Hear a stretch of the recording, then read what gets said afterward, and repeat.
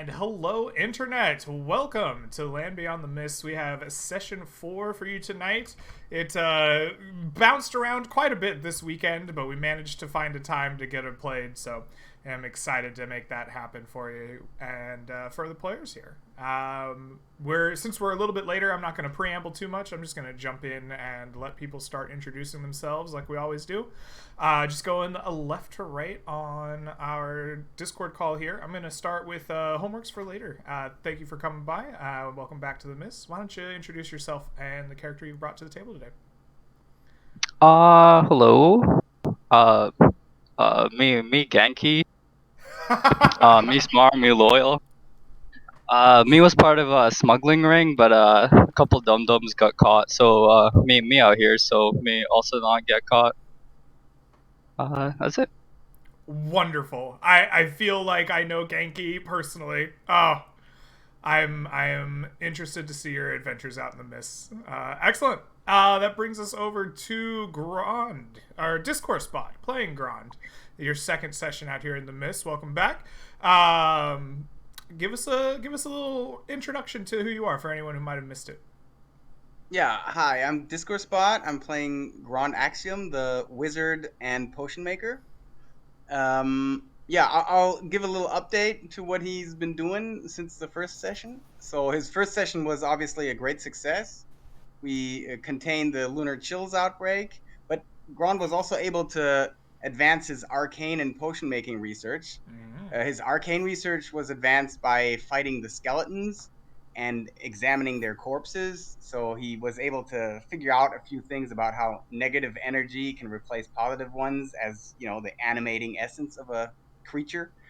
And obviously we raided the Fey garden of the garden of the Fey, the herb garden of the Fey, and he took a lot of the herbs and especially the deadly nightshade to experiment for his potion making.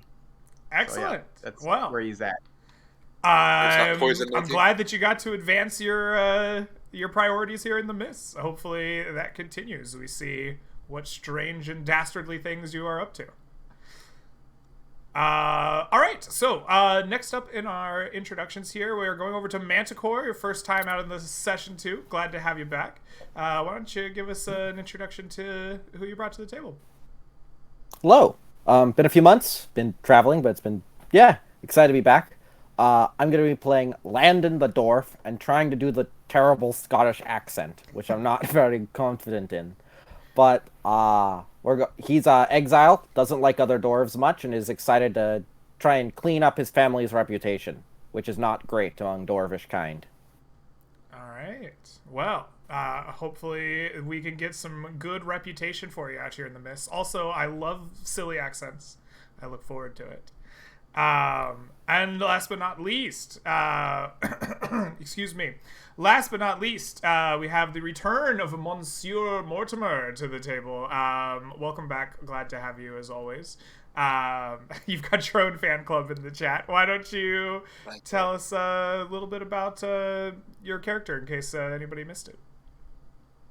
So Monsignor Mortimer is a monk from the mainland who is a bit of a natural philosopher. He is studying the presence of tiny creatures that are too small to be seen with the naked eye. He calls them micromonsters. And he is out adventuring because, as all researchers do, they need funding.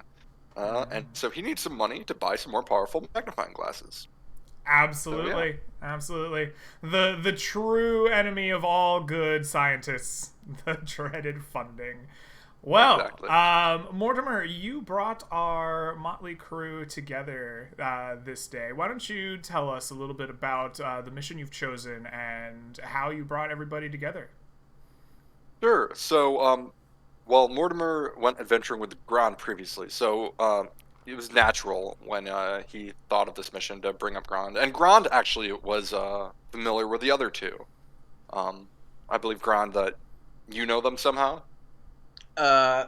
Well, I met them and you again while I was loitering around the job board because in his arcane studies, Grand learned a new spell called Comprehend Languages, which he took or learned because he found a weird note written in Goblin, and if there's one thing Ron doesn't like, it's a mystery left uncovered, or yeah, covered, I guess.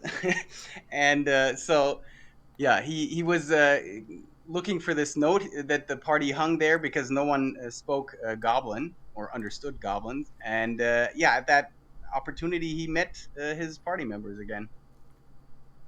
All right, excellent.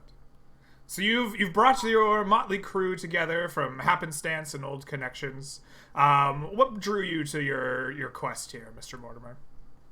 Well, I think it just makes sense. Mortimer is the sort of person who wants to use knowledge for good, and he's got quite a history of treating people both as a bit of a doctor, but also in the spiritual manner. And exorcisms are always a bit of both, to be honest. And, well, there is a child who is unfortunately possessed by some evil spirit. We're not sure yet, but we will find out, and we will bring this child back into the fold of the light.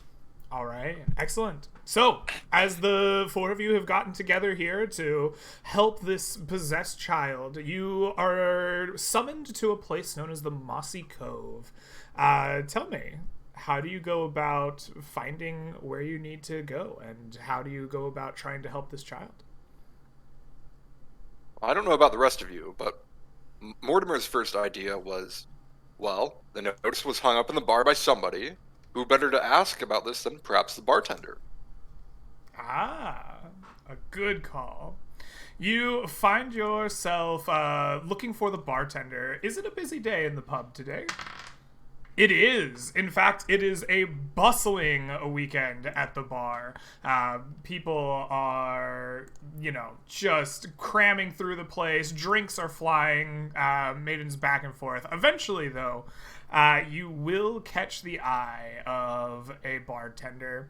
The kind of grizzled man that runs the bar has like gray streaks running through his hair, though it hasn't gone all gray, and like a large mustache that twirls around.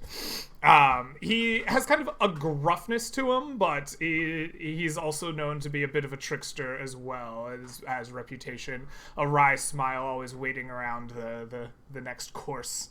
Gruff bark at some sloppy customer that needs to pay their bill. Eventually you catch his eye. He slings a drink over towards a dwarf and kind of stomps over towards you, throwing a bar towel over his shoulder. What can I get for you this evening? Well, I don't think I ever got it. Your name, if you will, sir. People call me Thom.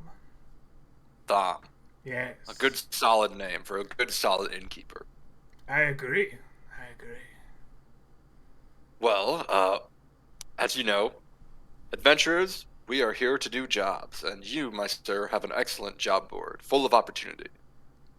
Now, we have a question about a job that got posted, actually. It's a bit of a mystery, and Mortimer, well, since he's the one who, picked up the job, he grabbed the actual flyer, and he will sort of just pass the piece of paper over to the bartender. This one in particular, sir, well, as you can tell, it doesn't give any contact. It just gives a location and a vague job. Do you have any idea of where this might be, or perhaps even more importantly, who put it up on the board in the first place? I didn't put it on the board. He, flips it around. Those looping signatures are not my handwriting. I don't know who put this on the board. Usually, guilds get in contact with me, or members of substantial means, if they have reason to put up a job, and I curate it to some extent. I don't know how this got up there. As to where it is, Mossy Cove isn't too far from here. You'll find it along the northwest of Rhymeview. You would have to leave on the way to the Sepulchre. But you won't travel too far. I think a good half-day's hard ride will get you there. There should be a small village nearby. I Along would the coast, presume that this request came from there, though it does not sound much like she is part of the village. All right. Well, that's more helpful than I had hoped. Thank you. And Mortimer will flip him a silver. Ah, much appreciated. He bites it real quick, kind of gives it a good once over before it disappears in his hand somewhere.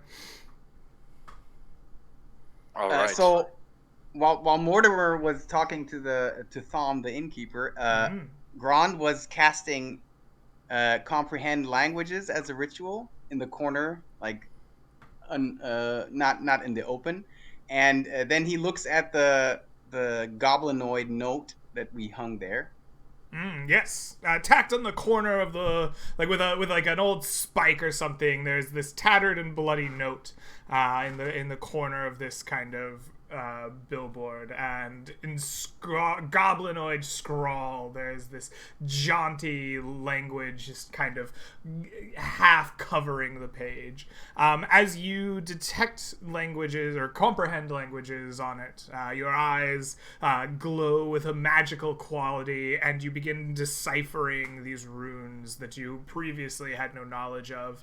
Upon the page, in a kind of disjointed speech, it says, "Gather magic lens for scary woman. Get nice shinies." Interesting. So yeah, Grand will, especially Mortimer, he will tell Mortimer that, because he was on the same adventure, so he also fought the goblins, and yeah, he tells him that, and then he also says, I think you remember, we found this note wrapping up a gemstone. So I'm guessing this was already a payment for some magical shiny, as the goblinoids call it. I hope so. I wouldn't want some scary woman to be upset that the goblins didn't deliver her their lands. And Mortimer sort of smirks. But anyways, Grand, fellows, it's good to have all of you. I have learned from the innkeeper Thom, rough location. I think we'll be able to get there for our job. I know it's not much to go off of, but I appreciate you all being willing to join me anyways. Hopefully this will turn out to be profitable and we'll get to do some good for the land. Yes, I'm ready to leave. I'm also intrigued by this quest that is so very different from the others. I mean, yeah, there's no faction or guild associated with it. Mm-hmm. Yes, it does make me a bit worried that we should be careful whatever we walk into. But I do think it may be worth stopping by. Oh, you remember you and Tom's from the last mission we went together, Grand. He was the representative of the Conclave of the Faithful, and Yes. he might have some advice on exorcisms, and maybe we can score some favor with them. Putting an end to a possession in the Conclave's name might be right up their alley in terms of interests. Maybe, but I would personally prefer if we tried it at the Arcanium Council, maybe. I mean, I can see them also have expertise on that end, and to be quite honest with you, I am much more interested in gaining a positive reputation with that guild. By any means, feel free to go and visit their representative. I do think it will be worth visiting Ewan simply for any expertise he might have on exorcism. That's usually, I believe, a realm of us priests. So, Genki and Landon, you've been sitting in this bar, listening to this talk of, gaining favor and political maneuverings. How is this going down with you? You've signed on for an adventure here, and now we're asking about, favors earned. How are you feeling? What is this like going down for you guys? I think Landon is just kind of waiting, because he's more in it for, he's an exile. He's kind of an exile from the Dwarven lands. Mm-hmm. So he wants to just go help somebody that's been falsely accused. He wants to see what he can do. He's in it for, he doesn't care about politics or any of that, and he's not good at it. He's just gonna see if he can build himself a good reputation by doing good things. Like he's not someone. Also, he's not. He knows he's not charismatic enough to go charm a faction or whatever. He's just gonna do what he does. Okay, all right. How about you, Genki? Me just thinking about food, me thinking about how handsome the bartender looks. Not a lot going on. All right, fair enough. I chose. Mortimer and Grond, it sounds like you split up in search of the Conclave of the Faithful and the Arcanium Council or Consortium. You've both been to these locations before, I believe. You've Yes. talked to each of them. The great kind of tower and the big boxy buildings inside the kind of residential area away from the docks and the busy kind of merchant quarters of Rhymeview. You will eventually arrive. I suppose we could just head to you and Tom's first. The kind of open air, kind of boxy agora of the conclave. And you'll find this, well-oiled red beard bouncing around the back of the conclave. It appears that they are getting ready for some kind of maybe ceremony, or some kind of congregation coming later in the evening or perhaps in the weekend.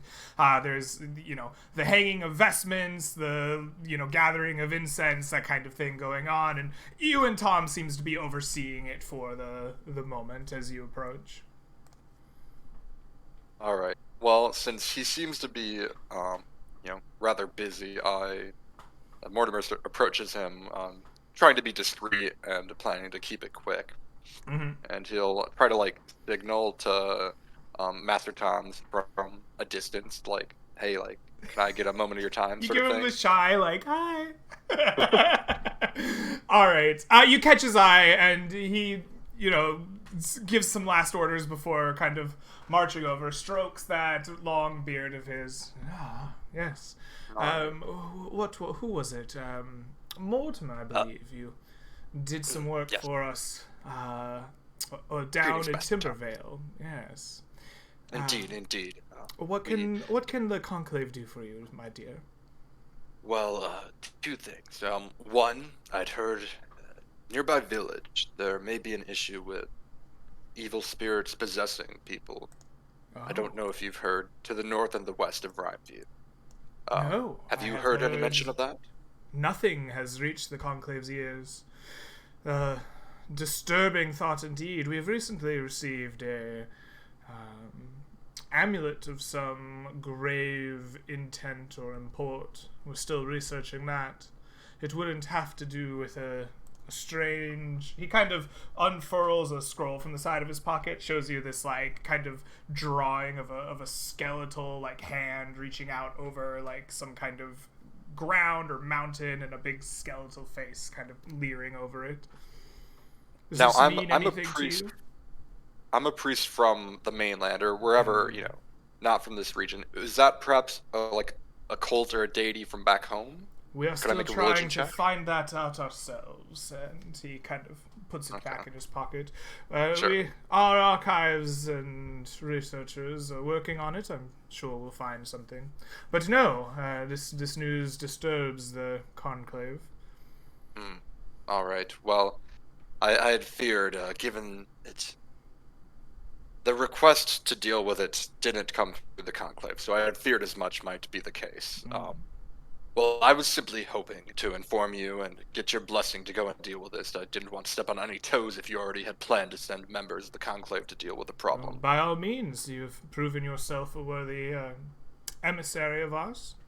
And then, I'm sorry, continue, son. yes, I simply wondered whether you or any of your the priests here might have any experience with exorcisms. It's not something that I was particularly skilled at or made my main practice back home. There are some here that have practiced the art. It is a tricky thing. Not all are the same. Each individual curse or demon may have their thorns in someone a different way. It is a thing that requires creativity as much as regal ceremony, to my understanding. I know that usually there will be, candles lit, braziers with holy incenses burned, but I don't know much beyond that.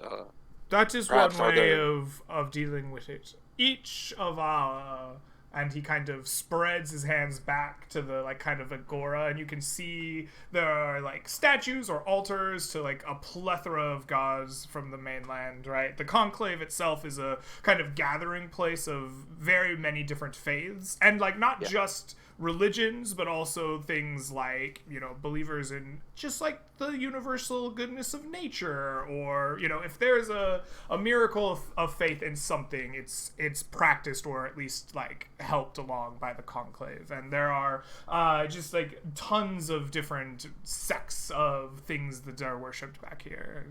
And he strokes his beard once again after kind of pausing for a moment, kind of letting the visual sink in. Says, each have their own ways. Some have proven effective, some have proven troublesome in the past. I think that your own faith will guide you to what is best. I am familiar with my own faith's methods. We will try those. I appreciate it, and thank you for your blessing. Oh, And absolutely. good luck with discovering the source of this undead curse in the region. It seems to be quite troubling. We are working on it, yes. All right, and I'll take leave of him so I don't keep him busy. Absolutely. As Mortimer is doing that, Gron, you have found your way inside the great tower of the Arcanium Consortium. Inside of it, you will find kind of that same kind of shop-like appearance in the inside, a little kind of display cases and cubby holes that are available for the public to kind of rent out and are overseen by the kindly young Nyx Rose. She has a different set of local flowers in her hair than she did the last time you seen her. It seems they've changed out completely. Now lots of greens and spring kind of buds. But, as always, she is barefoot and wandering around, kind of checking on all of the different patrons. Eventually, she sees you kind of walking in, attempting to catch her eye, and wanders over. Like, oh, yes. Hello. Greetings. I'm very sorry. I struggle with names sometimes. I know your face, though. Yes, my name is Grand Axiom. I'm a new wizard in town. Yes. Yeah, we spoke briefly over the last few weeks, several times. And I mean, just as an aside, he was back at the Arcanium to, you know, learn his comprehend language spell and also trade some herbs. You know, he brought this big cache of herbs, and, you know, for his experiments, he traded some back and forth. And yeah, Grunt will say, yeah, I'm heading out again on a mission, and we took a mission from the job board and the inn, and it's quite mysterious and different than the others that are hanging there, and also the one that we did prior.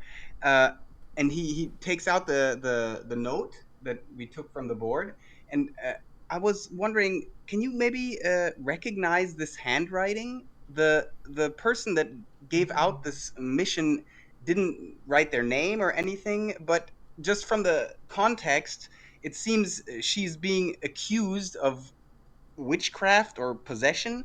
And so my suspicion is that she must have some kind of magical skills or abilities for people to suspect her of that. So maybe you know of, I mean, I'm guessing the Arcanium Council knows many of the spellcrafters or casters in this area. Well, we do know many. Sadly, I am not familiar with the handwriting of every witch and wizard that comes through our doors. I'm sorry, but I don't recognize this this one at all. This is no guild member that I'm familiar with. And I mean, not just the handwriting. There's also a signature at the bottom, and he points to it. Oh, there's no name at the bottom. Oh, is this something else then? I guess. I think you might be referring to the bartender's use of the word signature. I believe he knows handwriting very well. He's talking about the signature slopes of the curves of the letters. I Not see. my speciality, but I've heard him talk about it. Very interesting. All right. Well, I thank you very much. Do you know of anything interesting around Moss Cove that we maybe should be looking out for? Oh, Moscow. No, I can't say that I have much in the way of interesting there. She like flips through like a small ledger on the table side near her. No, it does not appear that we have any need of ingredients or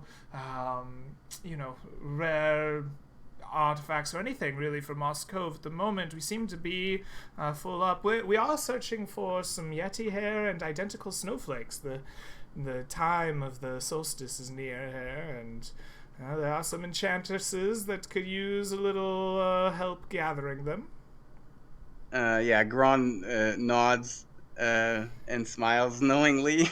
But, yes, well, I thank you very much. I will be taking my leave. Thank you Best of again. luck. All right. With the guild members entreated for their assistance, I think the party has the opportunity to get back together again and decide on what their next step is. What are you all doing? I think it's time to head out. Anything else to take care of? Yeah, I mean, we know where it is. Now we just need to decide for how many days we're gonna pack, basically. Can we provision once we get to the town or no? That That's depends going to if it's depend intact. on the town itself and what's there, right? So it's not guaranteed. I would say that we plan for 3 days would be a safe bet. 4 if we really were concerned about. Yeah, I think 3 is a good call. I mean, Short the adventure. thing 3 is is, the best. I'm expecting that once we arrive at Moss Cove, we will have to travel somewhere else probably. So Yeah. But we can buy some food at Moss Cove, hopefully, if we need to. So, There are. I would, on the way back from our mission, if we do have the time, I wouldn't mind stopping at a little detour northeast of Rhymeview. I heard there are some interesting ruins to check out, but that's only if we have time and the resources to spare. yes, Grand agrees. Yeah, that's a good point. I heard of that as well from some other adventurers. Alrighty. So, it On the way sounds back. like we are getting ready to start ourselves up a travel phase here. Which means it is time for me to grab a piece of paper and mark down some. I usually have it prepared there. All right, mark down some rolls. So, the first thing that we need to do is identify where you are going. You are starting here in Rhymeview. And so for entering the travel phase here, the first step of that is going to be selecting a destination and a route that you would like to take to that destination. So, tell me, where are you heading? Well, the barkeeper Thom had said that it would be like on the way to the Mathwin Sepulcher, right? So Mhm. I imagine is Moss Cove is a location or is it a village? I was a bit confused there. You said that the Moss Cove has a village nearby. Yeah.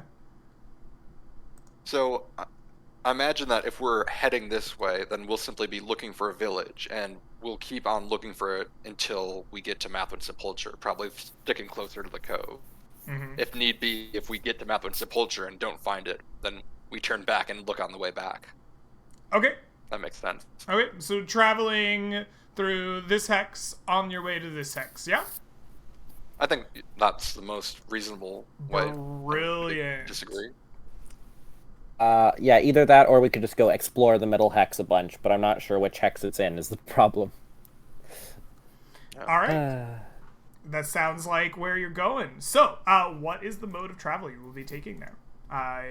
If you need reminders, the options available at this point in time are the walking / riding over land, the forced ride with renting a bunch of horses to get there faster, sailing, which would be difficult, but I suppose you could sail there, and of course caravanning. Yeah, we'll we're just walking. Walking it is. All right, walking is free. All of you, please pay me no money. Excellent.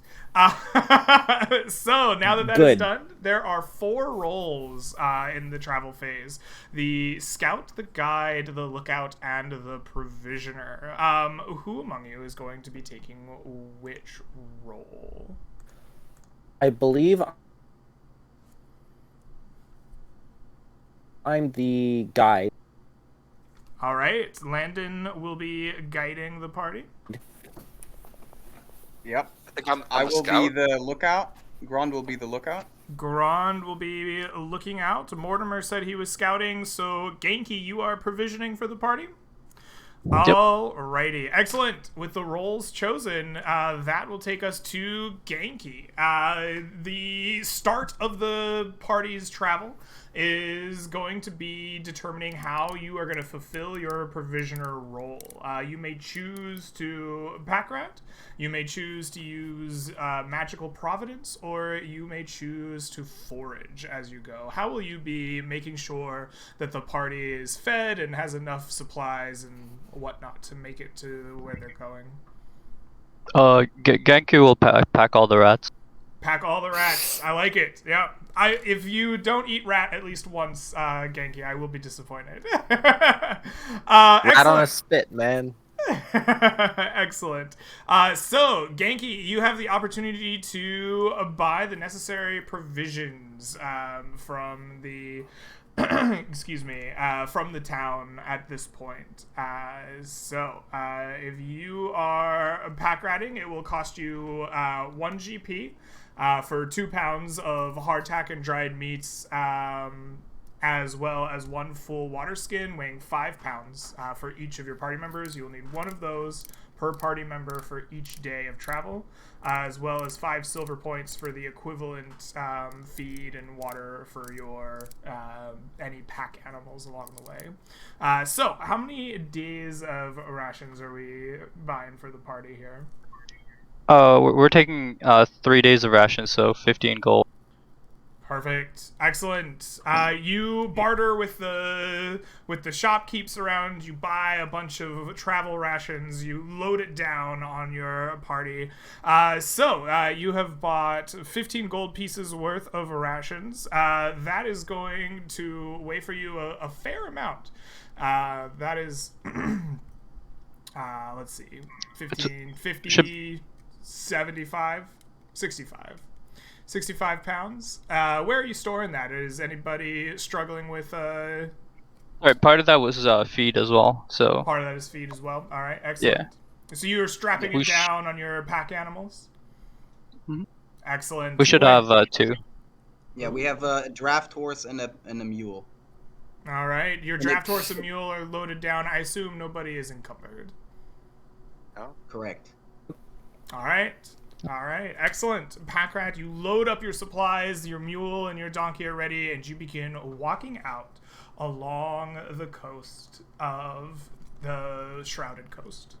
That doesn't quite work, and you say it in that order, does it? You begin walking along the Shrouded Coast, heading northwest. You're avoiding the forest, it sounds like, trying to stick to kind of the coastline is what I heard.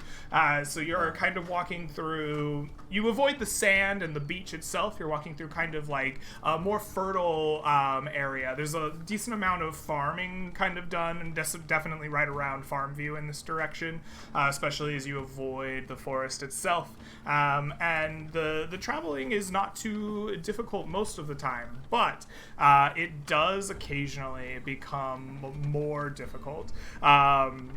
This is not a place with a lot of roads, and quickly after like the first few farms kind of fall away, you find yourself in kind of unknown land. and you're trying to make sure that you don't lose where you're going. Mr. Scout, Mortimer, you are responsible for finding the path for the party and making sure it doesn't get lost as you are making your way through this land here. Describe your efforts to scout the terrain and make sure that nobody is getting lost and losing time on this journey. Sure. Mortimer hails from a region. Well, he stayed at a monastery that was perched along a rocky coastline. So he would wander coastlines for a while. And there's a pretty simple rule. Always keep the water on your left if you're going one way, or on the right if you're going the other way. But there's more to it than that. There are certain signs you can tell which way the ocean is. Certain mosses will grow on some sides of trees because they prefer the ocean mist coming in, etc. So it's kind of a combination of years of experience and a bit of knowledge of nature. Absolutely. It sounds very much like you're using your knowledge of nature here. Give me a nature intelligence check. Your base DC is 12. You are going to an unknown or uncharted destination for +2, but you are walking through a friendly controlled area for -3. So your DC will be 11 for this check. All right, here we go. Yes, 13. All right, excellent. Mortimer, please take inspiration as you keep the party well on track, knowing how to stick close to the coast, making sure you don't lose any time or getting lost on your quick journey. Hopefully quick, fingers crossed. The journey becomes a little bit more difficult at this point, as the lands are without settlements or roads and can be, hostile and exhausting to kind of go through. Mr. Guide, Landon, please describe to me how you avoid or stave off the labors of the journey to prevent your party from becoming even more exhausted by this trek than they would be otherwise. So Landon is, he's basically lived in similar environments his whole life because he's been in exile, he's been wandering from place to place. So he's doing the nature guide thing of like, no, don't touch that bush. That's got the stinging nettle. Watch it.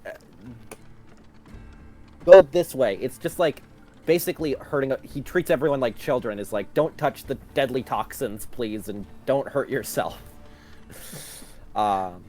Nature guide of the group. Making sure that you avoid any poison ivy related incidents. Yep. Avoid the quicksands of the beaches or whatever else may be along the way. And it's basically just, it's just his experience in like avoiding dangerous things that he's seen before around. Alright, this sounds to me like a pretty traditional survival wisdom check as you are herding cattle, as you say.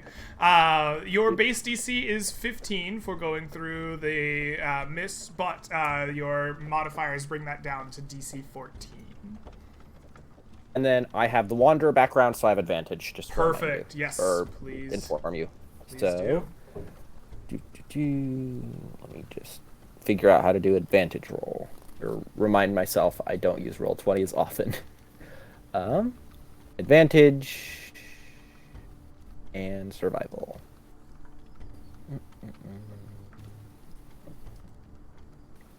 There we go.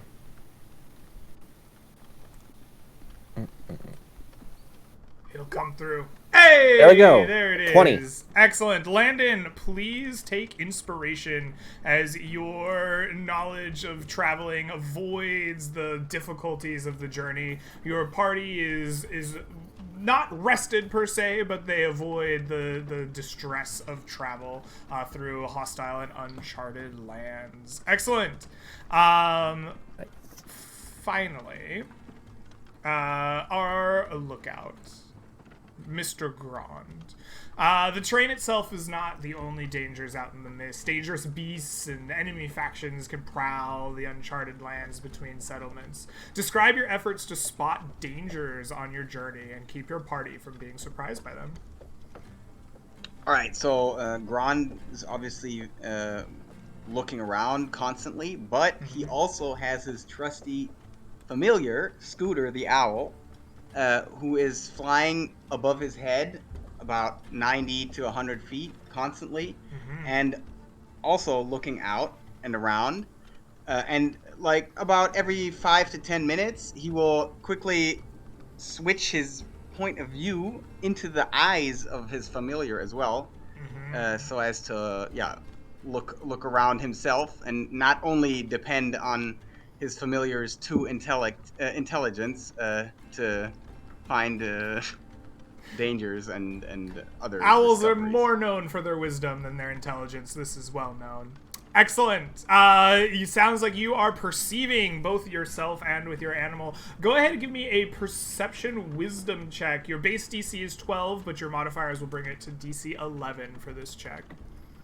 Can I argue that I have advantage because of my familiar? No.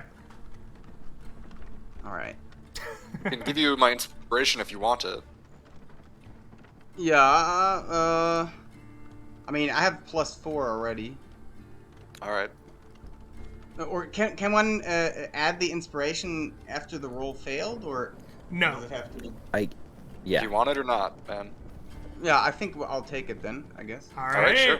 You are inspired by Mortimer's grand scouting, keeping you on track. Go ahead and roll with advantage.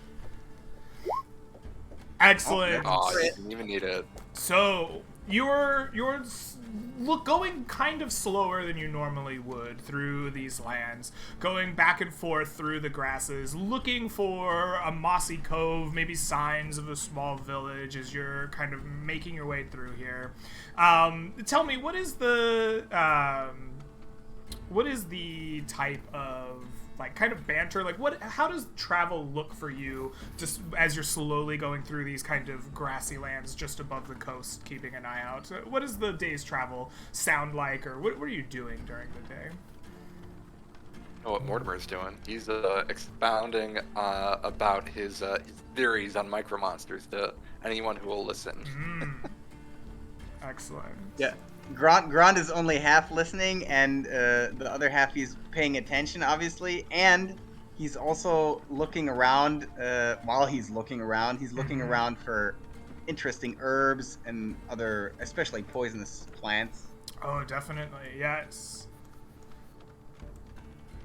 I think Landon is also doing this. He's not paying attention to anything anyone says. He's always on the lookout for like threats, but he's also just making sure that people aren't absent-mindedly walking in. Once again, he's doing the nature guide thing. He's the You're just really into your roles, is what I'm hearing. Yes. You're making sure that things are well. All right. Well, he takes responsibility for those around him. That's Landon's whole thing. All right. Well, the party is just into their roles, listening to micro monsters going on. Grand, you take a moment to like zoom into the eyes of your owl, and then you like bring yourself back to consciousness, and your owl's scouting kind of further out from where you are, but as soon as you get back in your kind of like own consciousness, you open your eyes and you hear the hissing sounds of like snakes, but they seem to be coming from like an inappropriate place. You look over, and please tell me how you like identify this horde of flying snakes as they are approaching the party, and how do you get and rouse your party to action before the snakes have a chance to ambush you? Well, he will, as soon as he sees them, he will immediately cast sleep on the group and cry out to his party that we are under attack. Okay, so the way that you like warn your party is by crying out. Your eyes snap open. You look over. You're like, "Party, we're being attacked. On your ready." And sure enough, you warn them. Your shouts ring out in time. Take inspiration for your successful lookout roll And everybody, you have a surprise round. It seems that good old Grand will be casting Sleep with his bit of the surprise round. Everybody else, what are you doing? Mortimer, Landon, Genki, you get to act before this group of nasty snakes get to you. What are you doing? Could you describe the flying snakes? Like they are they Yeah, hovering so- like multiple feet off the ground? They are. They're about 5 feet off the ground, kind of serpentining through the air as if they were like on their bellies on the ground. They hiss as they move, and they have small like wings, like they're winged that don't flap so much as they like glide. It looks like they're like catching the warm spring airs as they like kind of glide through the air. They're coming for us, though. Oh, Like, they're definitely and coming they're- for you, but due to Grond's excellent shouting, you are able to react first before they get to you. I think Mortimer's casting Shield of Faith on himself. All right, Mortimer's I- casting Shield of Faith. Landon, I'm what just are you gonna doing? roll because I've got two things that I want to do, and one is speak with animals and yell at them, and two is just gonna be something like to buff the party for combat. Okay. Go. Okay, Landon casts speak with animals on himself and starts just yelling at the snakes like, "Hello there! What are you up to? No, not hostile." So, All right. speak with animals. One action starts yelling. All right. I You start don't- yelling at the animals. Not hostile. What are you doing? What do you want? You just hear food as they're like coming towards you. Oh no! Genki, what are you doing? Genki sees the snakes, and he brave, so he run up and he's gonna prepare himself emotionally, physically, and he's gonna take the dodge action. Yes. When Genki prepares himself emotionally? What goes through Genki's mind? What are you doing? He's praying to the universe, praying to whoever will listen to find the fortitude in himself. Absolutely. Oh, there's more spirituality to Genki than I was expecting. Excellent. All right, Grand, you're casting Sleep. Tell me, what's the area of this sleep spell that you're casting? It's a 20-foot radius around a point.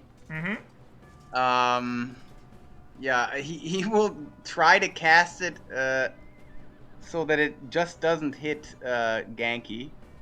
So I can draw it, right? Draw Yeah, shape. absolutely. Please.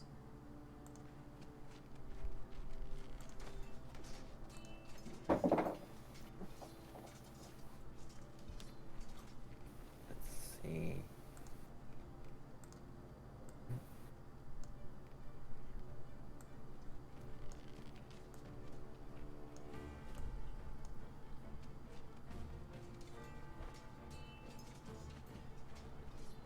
Do you need help drawing a circle?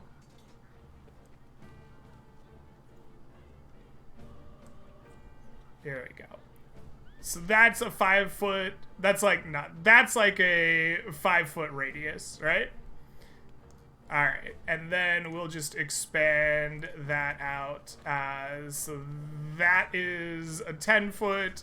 That is a 15 foot. No, that's a 10 foot. That's Sleep is 15. what, 20-foot radius? That's a 20-foot radius circle. You don't want to hit Genki? So about like that? Do you see the gray one? You did the gray one. Perfect. That's where you would like it. That should be 20 feet. Okay, perfect. That is where you're going. Give me a number of hit points that you will be affecting with your sleep throw.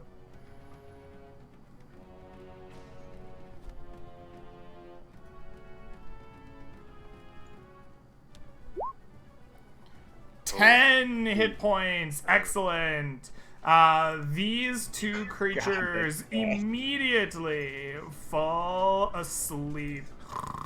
They just go knockout. They like fall from their like food as they're responding to the question from Landon, and then they sleep, and they just land on the ground. They like go sliding into the grass a little bit.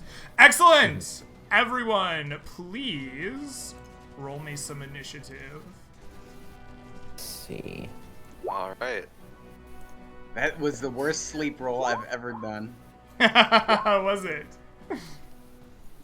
Oh man, you crit. Oh, baby! Snakes be going first! It looks like.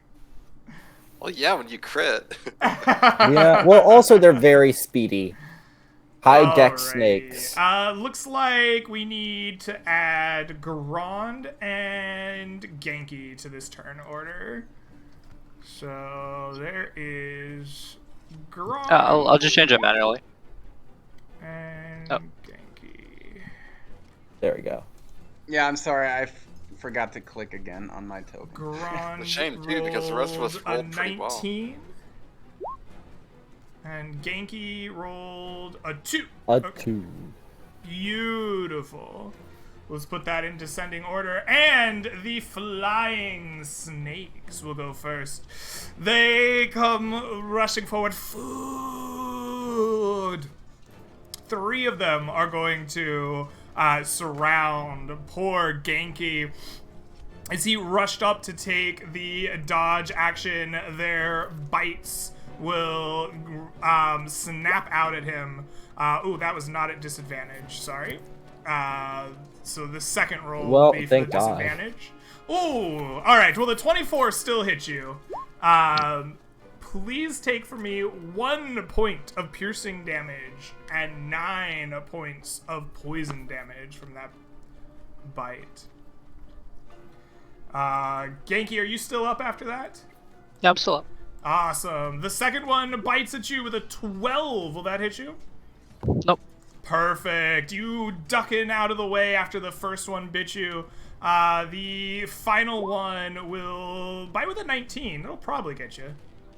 Yeah, hit. Alrighty. Did Please you- take oh. an additional 1 point of piercing and 8 points of poison damage. I'm down. You are down. Alright. You see Genki the dwarf. No, not a dwarf. What is Genki? Half 4? Half-orc, right. Genki falls to the ground.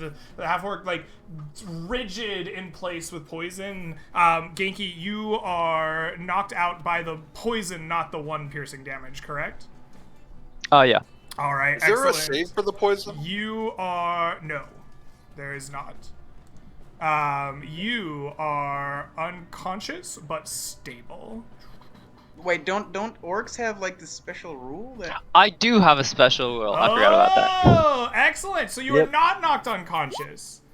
Yes, your relentless endurance. You feel the poison rushing through your body about to go down, and then you hulk out, your rage fueling you. You pop back up. You are not unconscious. You have 1 HP. These flying snakes will rush by you. 5, 10, 15, 20. This one definitely entered your threatened range if you would like to take an attack of opportunity.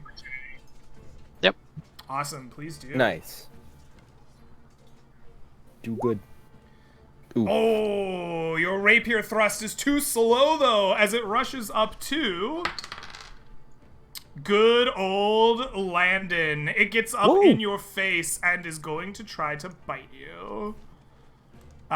With a 17, will that hit you? That hits. Excellent. Please take for me 1 piercing damage and 8 poison.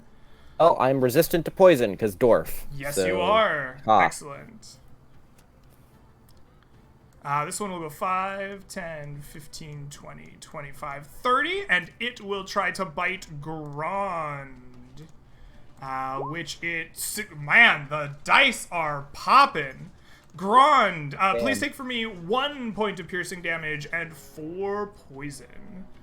And this one will go 5, 10, 15, 20, 25, 30, and it is going to attack good old Mortimer.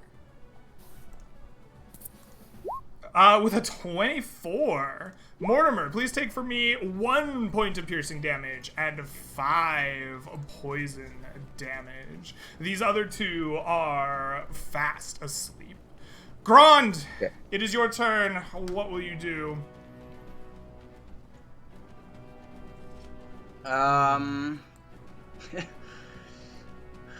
Well, I think I'm gonna Yeah, I'm gonna cast sleep again. Okay, Because, casting sleep again. Yeah.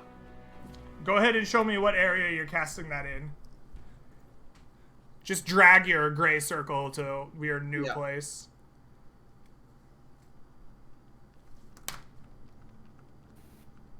Uh-oh. There we go.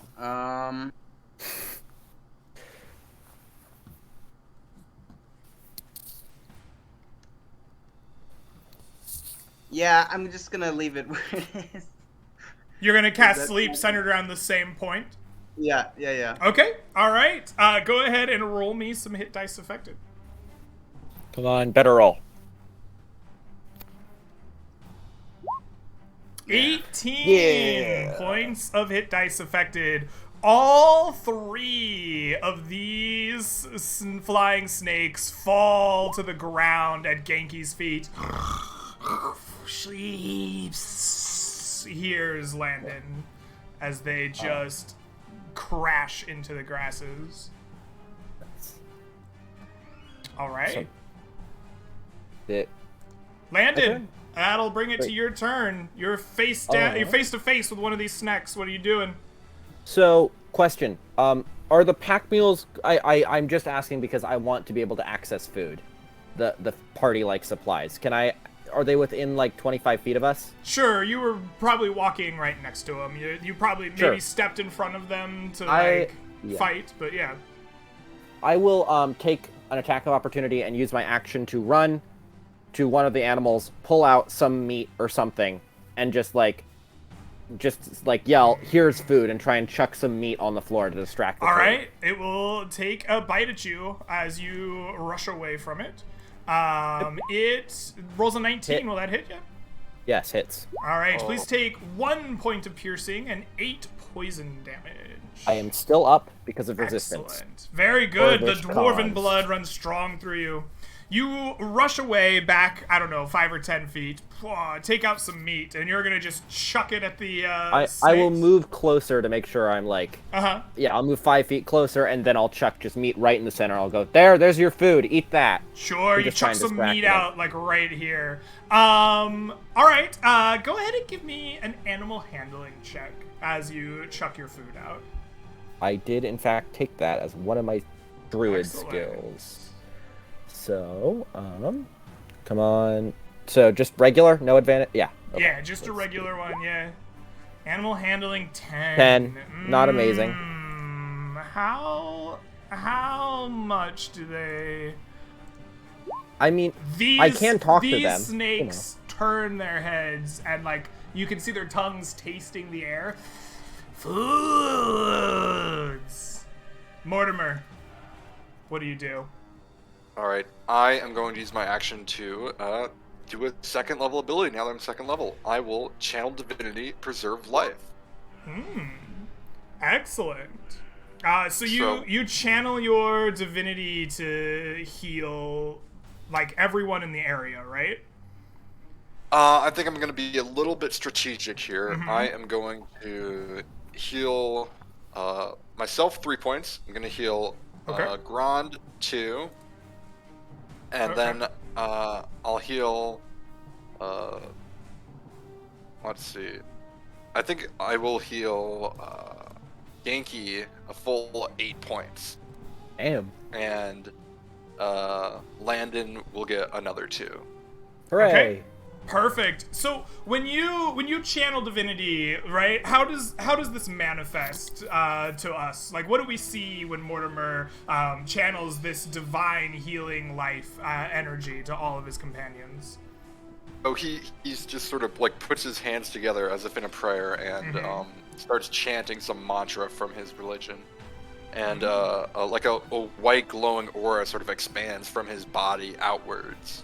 And as it passes through each of his allies, their wounds start to knit together. Excellent. So you say your prayer, you chant the magic of your god into existence, and your party feels like the burning poison rushing through their veins subside a bit. They feel those like pin pricks kind of closing up as you have granted them more energy. Excellent. Very, very good. You gave me 2 HP, right? Did I get that right? Yes. Oh, also I should have made a con save for my spell. You did no it. problem. Yes, I forgot that you had Shield of Faith up. Yes, you would have needed that.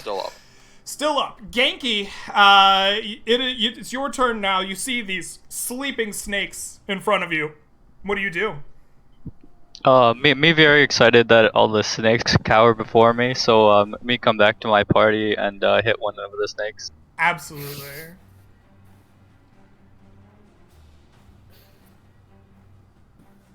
Alright. Oh, Noise. nice. Roll me some damage there, Genki. You thrust out your rapier as the snake's turning like foods, looking at what Landon threw out there. Its head turns and you thrust like right through its jaw, just like skewering it as if it were going to be going on a barbecue later, and it falls sliding off your rapier into the ground dead in front of you.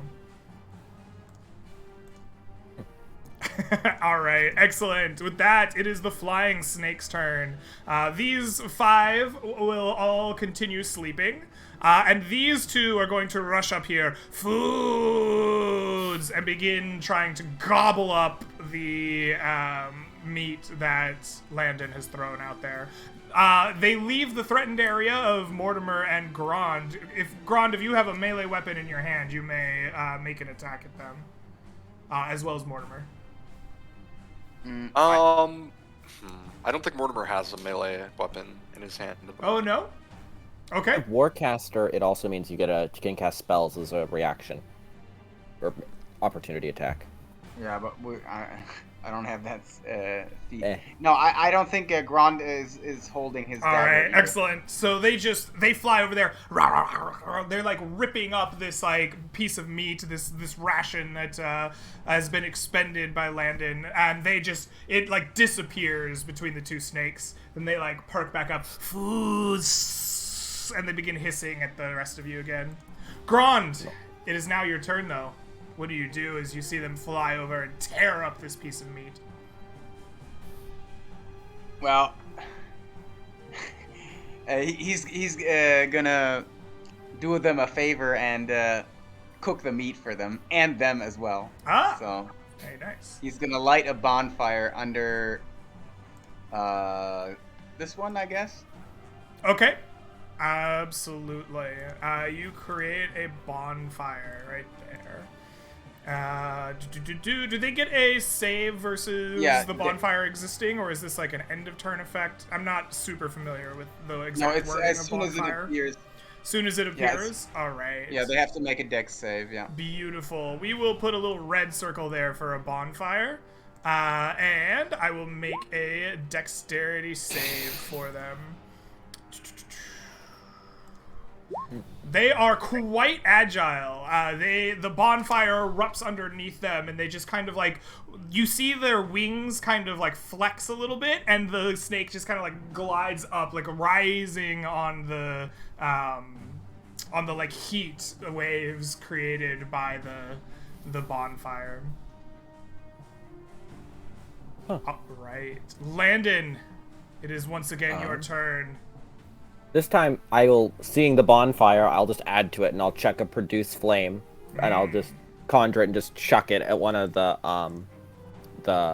Excellent. one that's currently rising on the bonfire.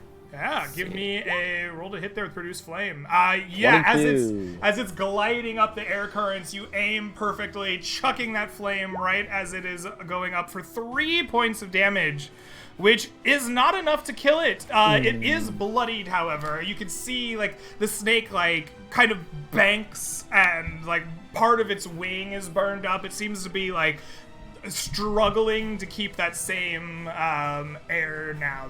And like it is definitely worse for the wear after your strike.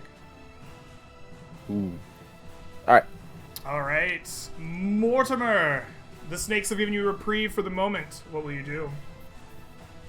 I think that Mortimer's best option is to go up behind one and bonk it. And so he's gonna like grab his quarterstaff from his back, and you can only do it one-handed. So 14 to hit. That definitely hits. Go ahead and roll me some damage. For 7 bludgeoning, you just take this quarterstaff and you just like slam the snake down to the ground, right? Like you just take it out of the air and you just like squash it on the ground. It immediately dies. It's flattened like a pancake in front of you. Awesome. Make this quick, boys. We need to keep going. Genki, it is once again your turn. What will you do? I think real hard and then I smack Snake. Good. Got this. Oh, Genki, did you forget that your rapier is more of a thrusting weapon and you like actually tried to smack it? Like, how did this 6 come about? I just I stab down at ground and then in the air and just try to find Snake, but Okay, very nice, very nice. All right, the snakes get to go. These ones are still asleep. Another turn on that counter. And there's only one left. It is hurt. It is half health. It has lost most of its allies. It is in search of better prey. It flies away, disengaging from you, Genki, going 5, 10, 15, 20, 25, 30, 35, 40 feet away as it flies through the air on its like broken wing, not quite gliding as smoothly as it was before. Grant, it is your turn. Seeing this wounded snake decide to go in search of other prey, what do you do? Well, Grand, that was the snake that actually bit him, I think. Maybe it wasn't, but in any case, yeah, he won't let it get away. Is it within 60 feet? Yeah, it should be. Looks pretty close. Let's see here. 55, I think? Yeah. Perfect. So he will cast Toll the Dead on it. His glove, arcane focus with the bones on the back of it start glowing, and he speaks the word of power, and bells toll around the flying snake. Absolutely. The snake is going to fail its con save. Go ahead and give me that damage. It's a wisdom. Huh? Oh, it's a wisdom save. All right. Well, it rolled a 9 on the die, so it's going to fail regardless.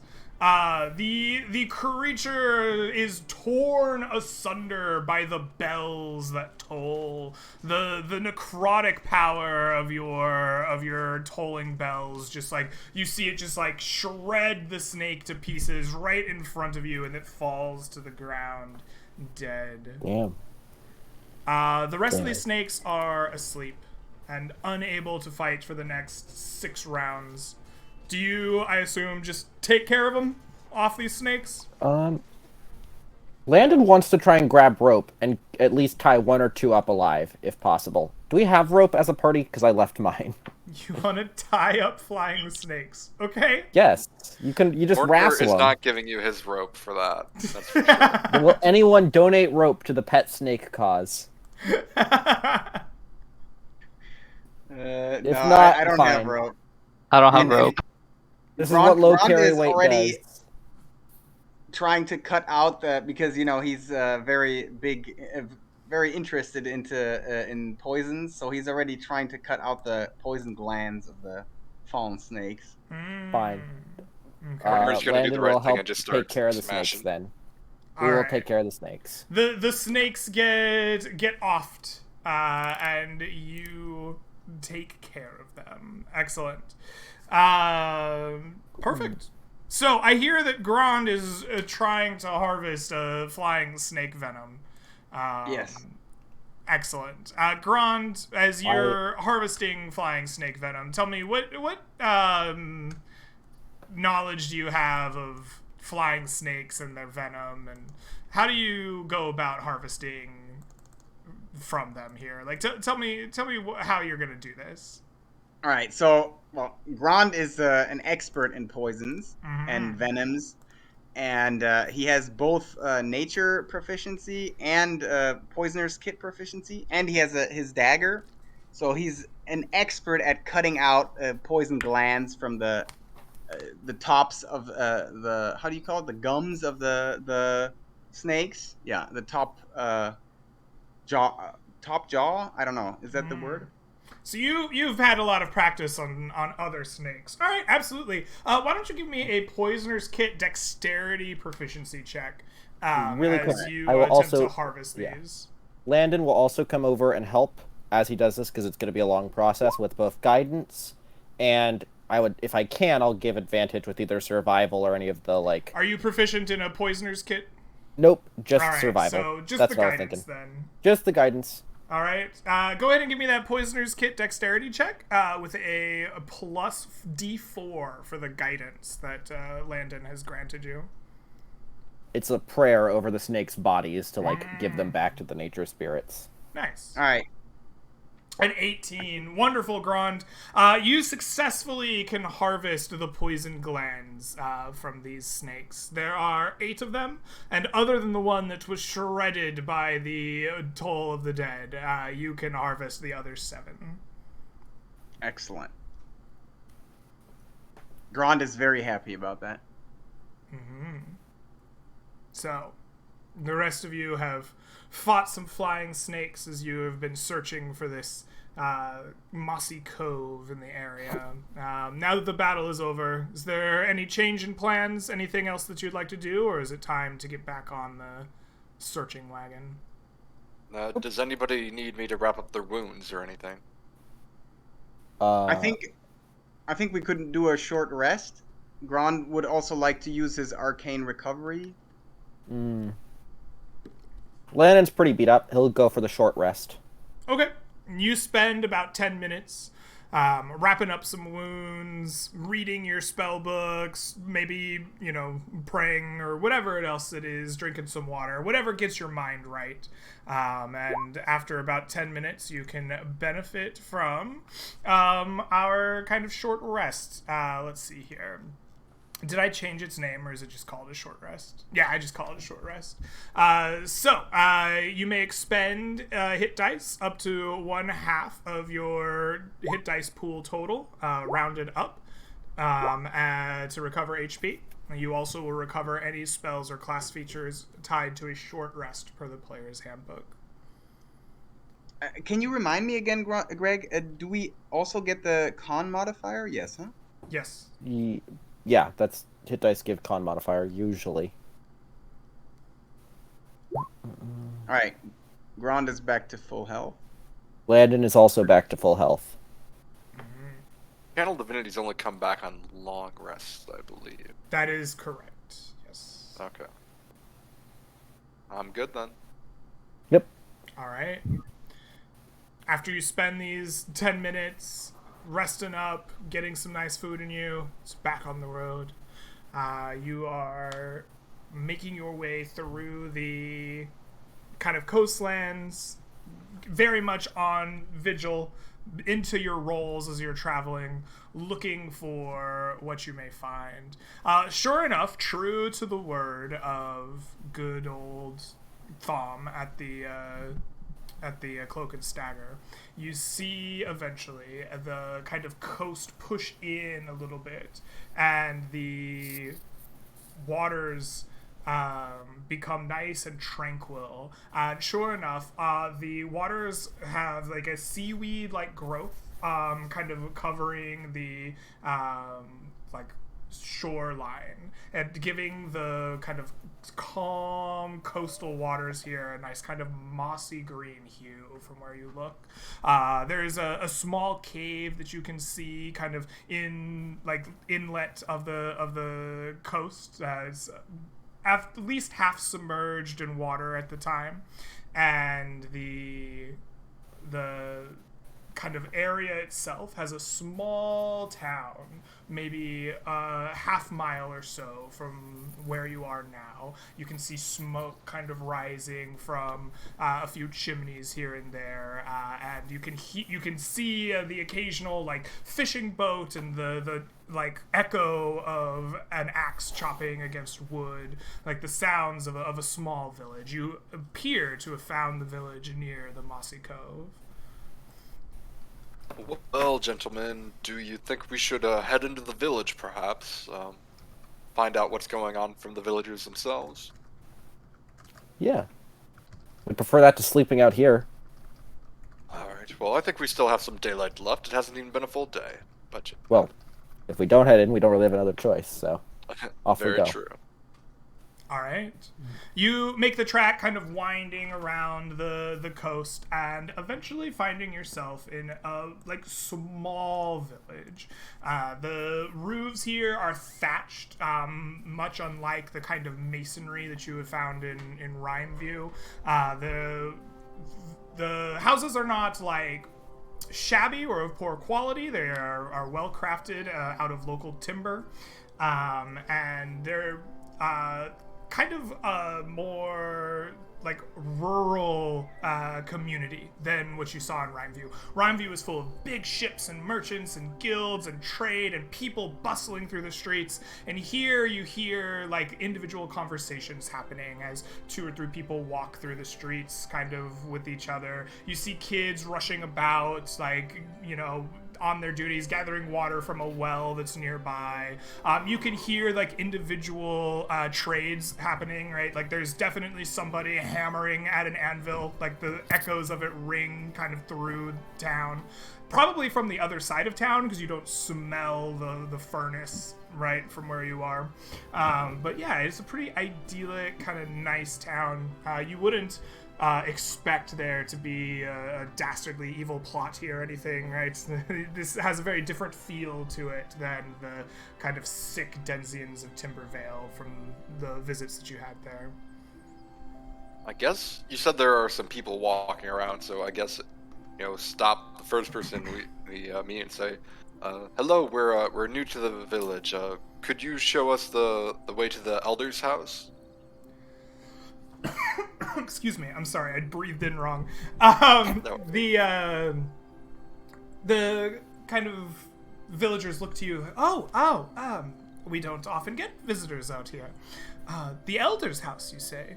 Or whoever's in charge here at this village. Whoever's in charge here.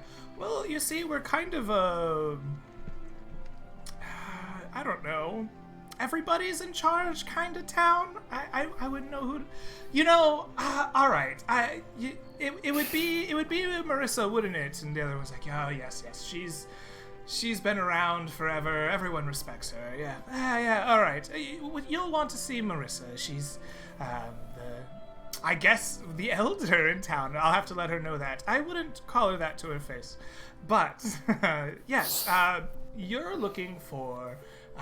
You hear that sound of the blacksmith? You're looking for a house just on the other side of that. She's going to be our Fletcher. She makes the arrows and she strings the bows for the hunters here. It's been around a long time. Much appreciated. Yeah. And I'll hand her a silver. Oh, generous. Thank you very much. We appreciate it.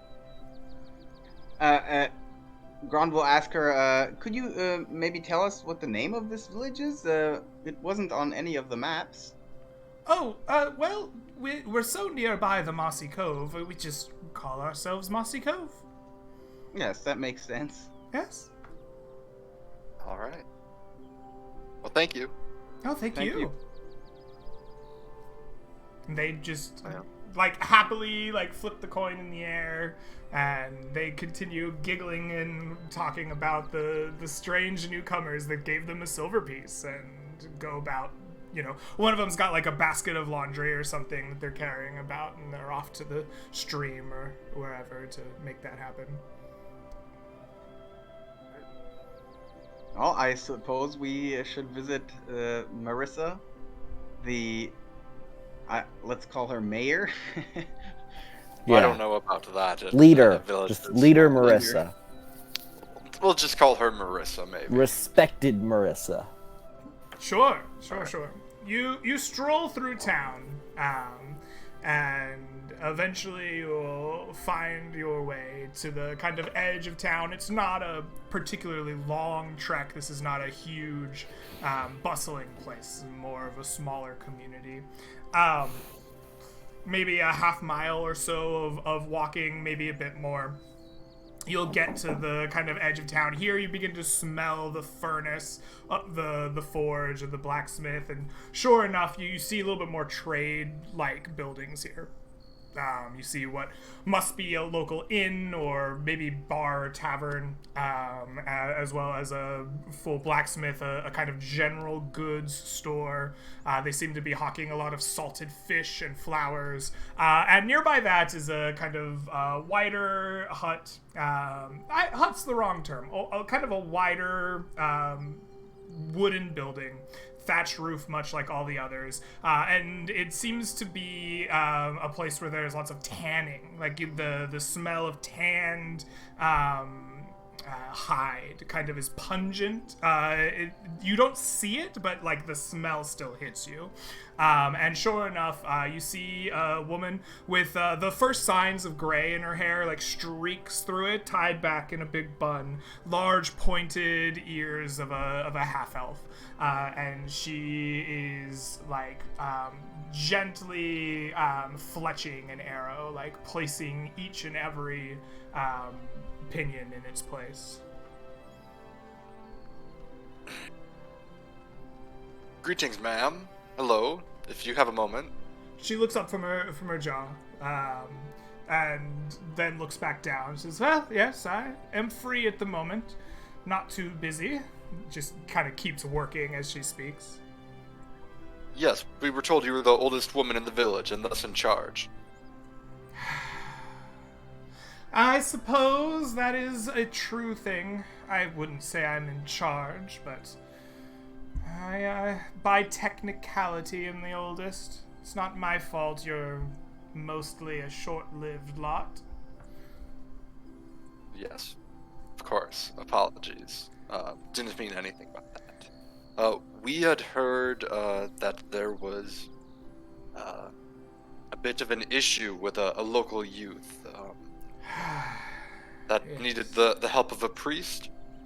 Yes. I'm not sure how word of that got out. She kind of places the arrow down after you bring this news up to her. Gives you a look over. I don't see you displaying any emblems of the guilds, so you must have heard of this fairly organically.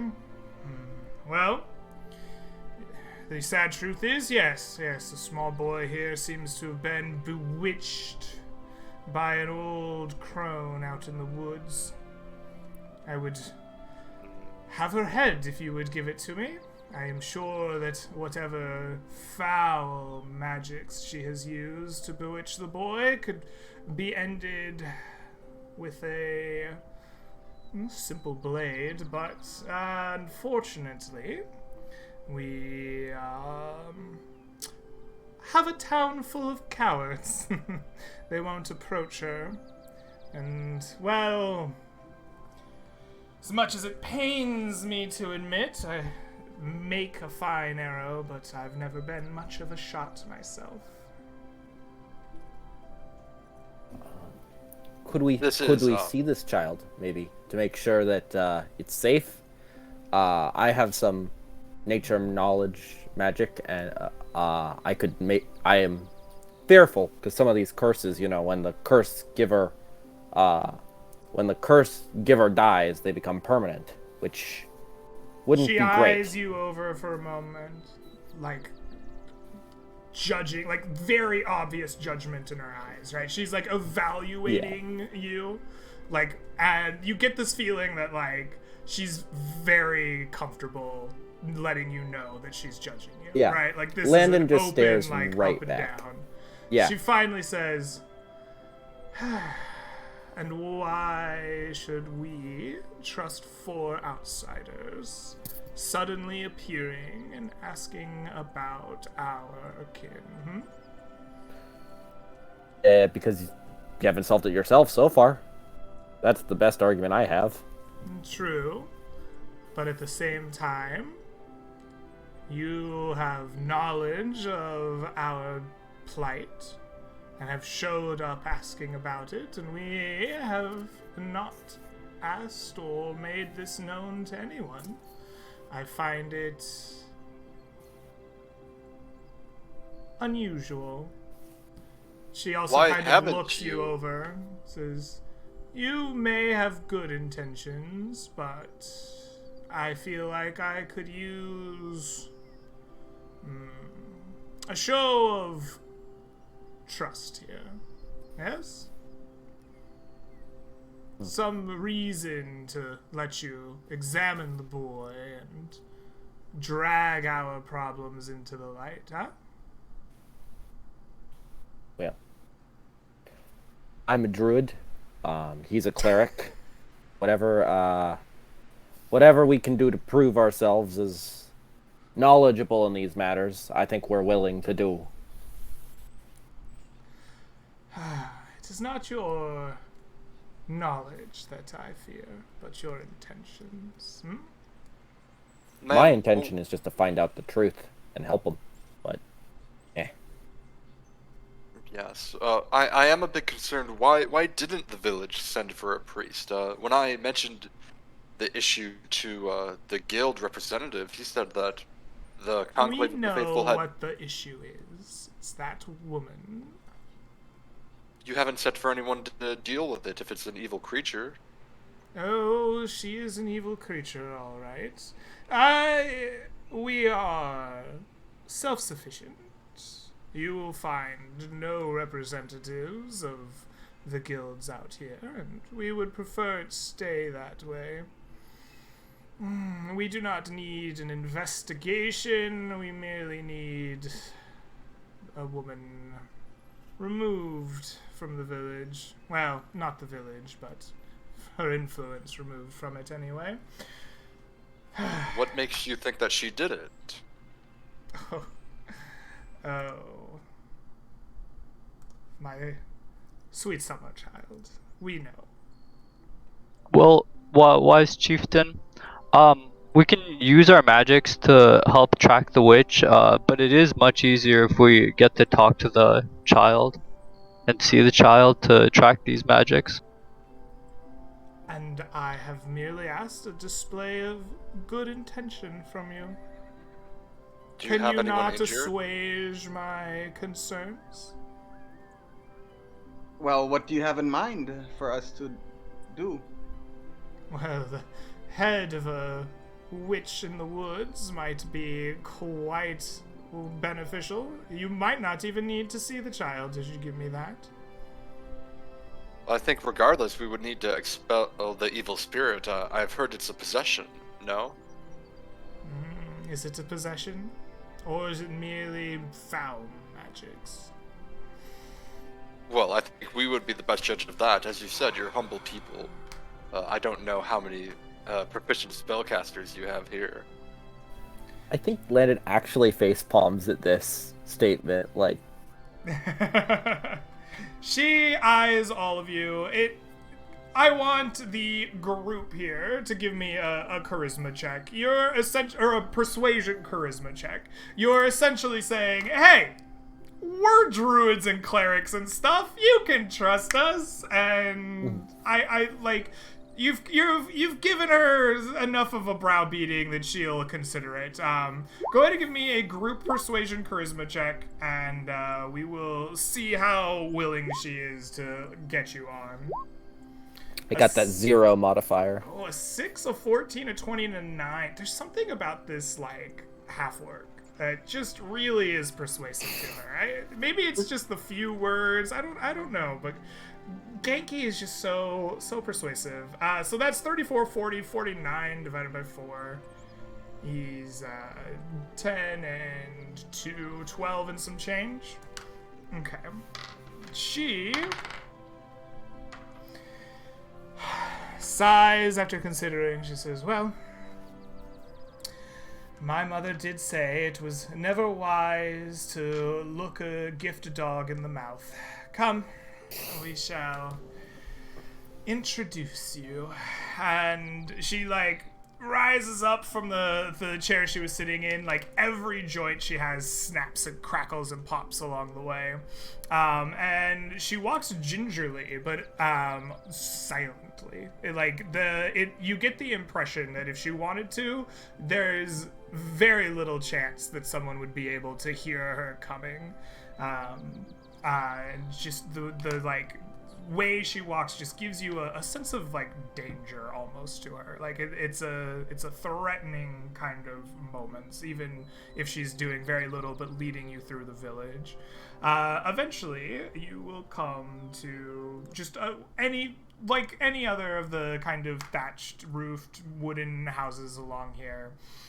She raps gently upon the door, and a kind of pale-faced, half dwarven man. Like it's a definitely like full of dwarven features, but he's like tall. Like you've seen this before. This is probably somebody who's been a half dwarf of some kind, still retaining a lot of the kind of features, and like he grows his beard in that way, but has more of a lengthy, more humanoid, or not humanoid, but like human kind of gait and gangliness to him. He says, hello, Marissa. What brings you to my house? She sighs. These 4 strangers are clerics and druids, holy men that would like to take a look at poor little James. Make sure that it is indeed befouling magics, and hopefully cleanse him. He frowns for a minute, looks at the 4 of you, and says, well, if it's all right by you, I suppose that's fine. You'll find him in his room, I'm sure. I'll put on some tea for the 4 of you. It's only right. Please, up the stairs. You'll find him.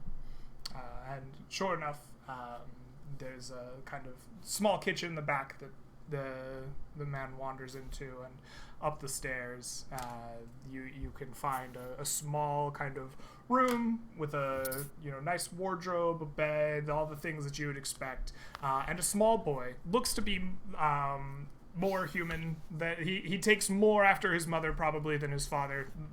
A few kind of dwarven features may peek through, but looks more like a human boy. He sits staring, like with his face kind of just out the window, towards the cove, just staring, like blank, almost like there's nothing there. As the only other thing that is out of the norm is the boy doesn't appear to have irises. It almost appears as if there's just one big black pupil, like dilated through his eyes. The color, that little lens seems to not be there. Just this dark, almost inky well staring out at the coast. It's immediately concerning for sure. I rush over to him and or rather, I suppose, Mortimer would rush over to him and turn to the father and say, "Child, clearly there's something wrong with him. Has he had a fever? Any dwelling, vomiting, nausea?" No. It is not sick as far as I can tell. He doesn't speak or eat much, and at night he has a tendency to wish to leave. He's drawn to the coast, aggressively so. He has broken the bones of some of those that tried to stop him in the past. We have The coast? Is in the water? Yes. I'm not sure why exactly, but The boy's strength seems to be incredible at night, but during the day, he's much as you see him here. Do you know whether he's encountered any creatures, magical in nature? Why, I don't believe so. We're in a strange land out here, but you would think I would have known about it. We're a pretty close-knit village outside. How long ago this start, and where was this James when it started?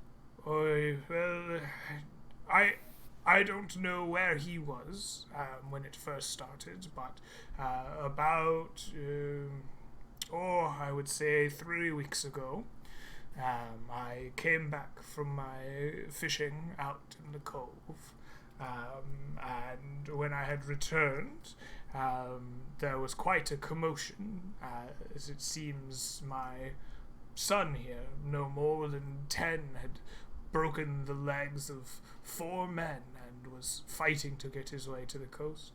We had to restrain him with shackles. He would not respond to us. It was a bloody affair and quite disturbing.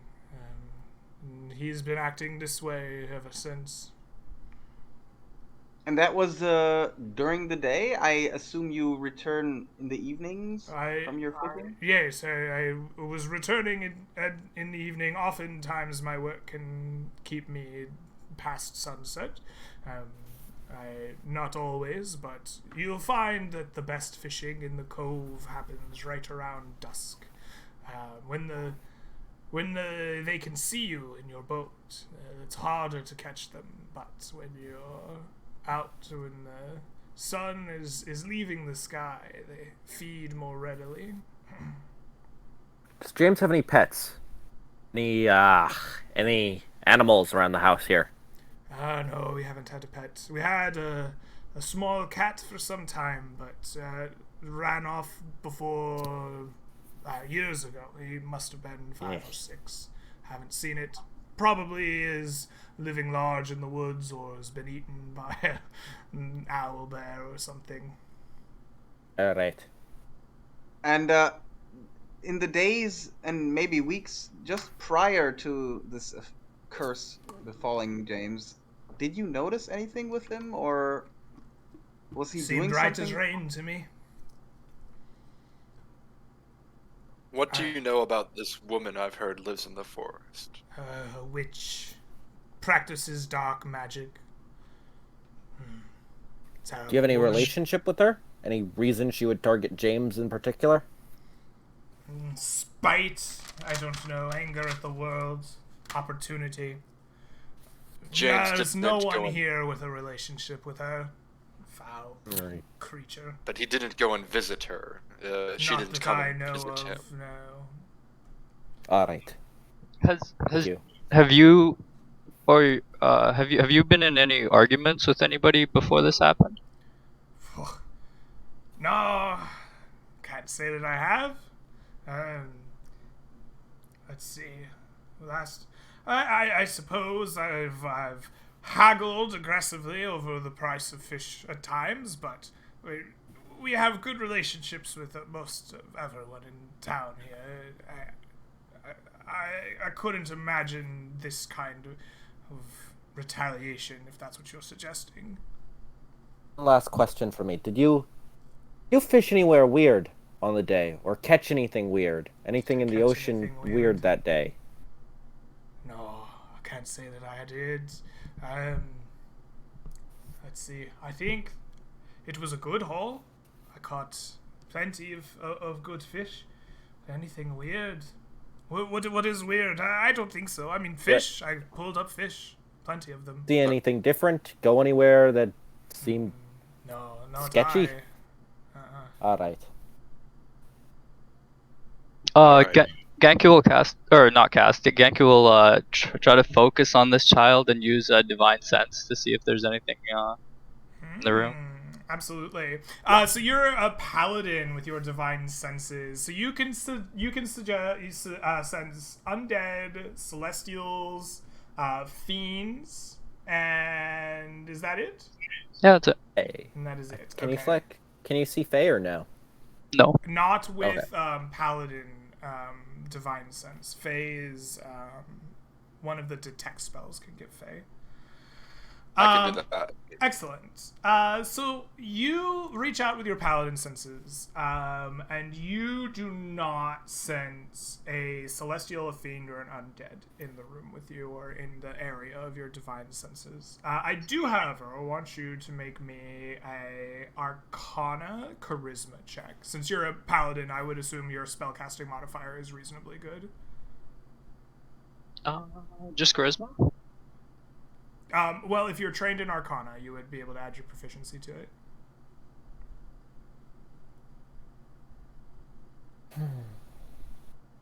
Got this. Otherwise, it's just a straight charisma check. All right. Nice. No, you reach out your senses, and you're fairly certain that there are no fiends or undead or celestials at play here. Your senses come back, and it just feels like, you know, you're targeting a kind of normal child at the moment. Like it doesn't seem to trigger anything in your brain or your gut. However, your sense kind of comes back to you at all. I suppose Mortimer will, upon the paladin determining that he can't figure out anything, he will try to cast Detect Evil and Good. That gives a few more options. All right. So, if the child has been turned into like an aberration or a fae or something. You cast Detect Evil or Good. You do not detect an aberration, a celestial, a fae, a fiend, an undead, any of that stuff. However, within 30 feet of you, there is a desecrated object. Oh. And can I determine where that is? I know. Oh, it doesn't say. You know if there is a place or object within 30 feet of you that has been consecrated, desecrated. I don't know. Do you know exactly where it is by the way the spell works? I think what you know is that it's there, right? Like it pings to you. You're like, in my detection, I detect a desecrated object. I'm going to turn to the boy's father and say, "Sir, there is an object that's been defiled by unholy magic somewhere in your house. This may be connected to what's going on with the boy. Any possessions acquired recently, if you could bring them outside, I'd be able to determine what exactly it is. Perhaps the boy picked something up and hid it. You know, boys, they're... Perhaps this is terrible news. Yes, search my home. I will pull possessions I have bought recently. And he like begins marching down the stairs. You see him, like you said, bring him outside. He's like pulling a cast iron pot off of the stove and like bringing that outside, right? He like ran out and he like de-shoes his horse and like brings over a horseshoe to you. He has like spools of like fishing line and nets that he like brings out. Like he's bringing out like everything he could think of that he bought like in the last month over like outside of his home, like piling it in the street. While he's doing that, does he have a horse? Does he have a horse? Yeah, like, there's like a small kind of like stable between like these like four kind of connecting homes, and there seems to be like a group of horses he seems to either own or have like provided for one of them. Landon, while they are all searching out the desecrated item, he's gonna go start ritually casting Speak with Animals to the horses in the stable, but okay, because he needs more witnesses. But that takes 10 minutes.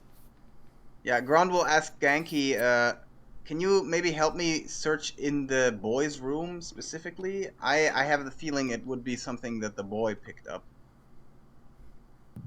Okay, I pick up furniture. You look around.